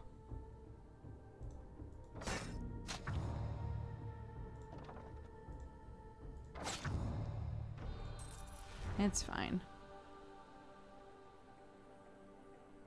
Deal 8 damage and apply 2 charge to another ally. I like that. Is the music of the game extra low? Everything is at max. So if it's too quiet, I can just turn the game up in general.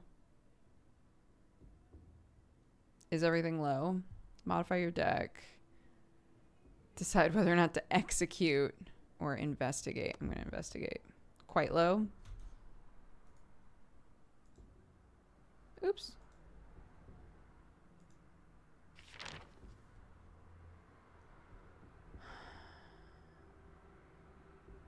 I have a lot of damage cards, so I'll change a damage card. Ooh, I like stuff like this. 5 damage to an entire rank, and then apply 3 overwhelm, so they receive more damage. Or mark. If there's more than 1 race on the rank, apply overwhelm as well. I'm gonna do that.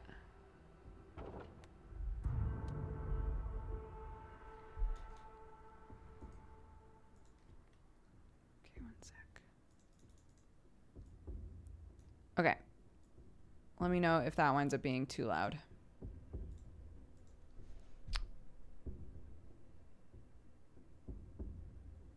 Heavy patrol. What is this? You approach the ancient figure who looks older than the knotted wooden walking stick he leans on. Florins for a wise fellow, he croaks in a slow, faint voice. Gain a skill, re-roll a talent, or remove a card. Sure. I'll remove a normal guard card. Weapon cache. Yes, please. You haul the chest to a nearby alley and unlock it. Oh my god, it has a lot of stuff in it. Oh, wow, this never happens.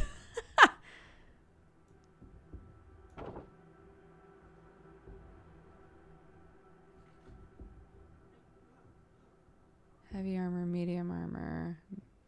Superior medium armor. Gain stamina every turn. Light armor.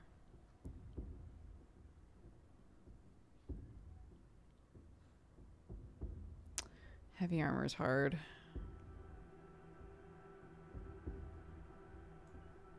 I think I would rather that. Do I want this though? Like the dual wielding shit.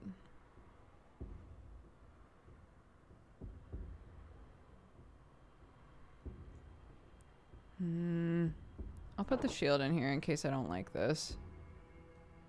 I'm also gonna keep that, I think. Still a bit low.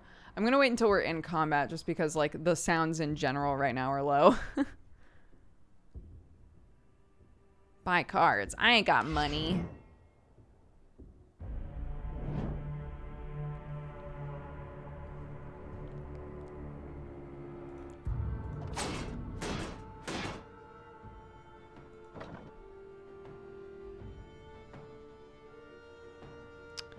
Okay, we are more equipped now to deal with this.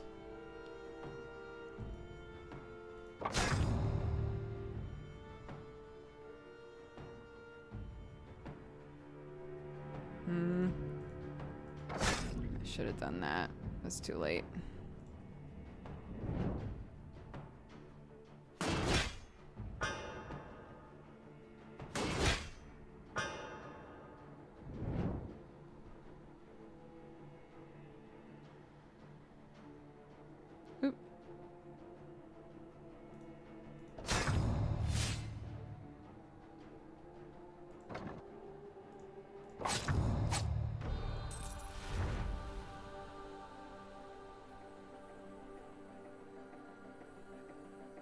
Apply wound.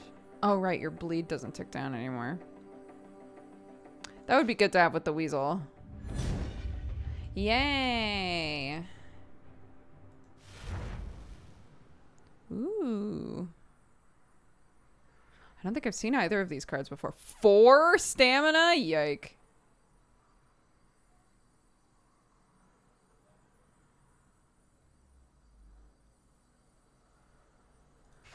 I'll take that.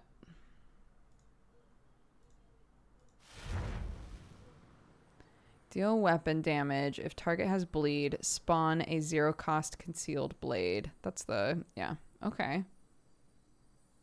Apply 5 blood. Draw 2 cards. Rotate with target ally. Sure. Let's do this. Plague Doctor. Medicine. I'm wondering if they're selling like the medicine cards.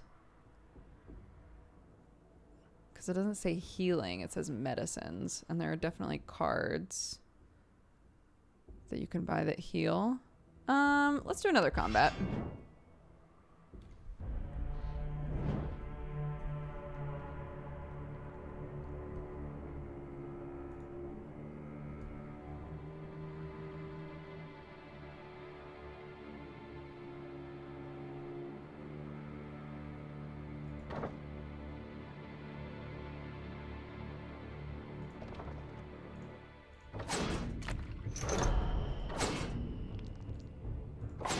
Oops. Oh, misclicked. That's okay.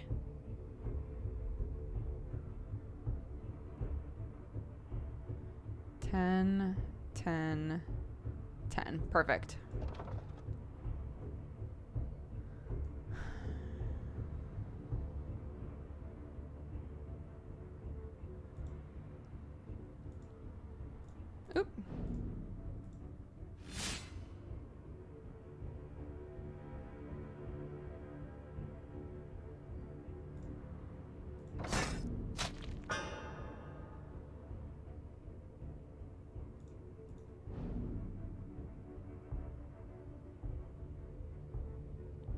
I had attacked. Oh, dumb.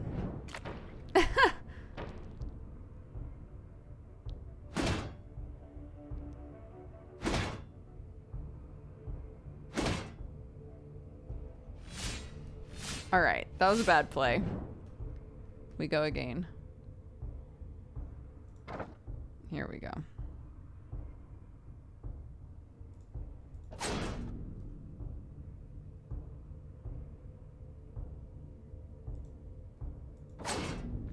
There we go.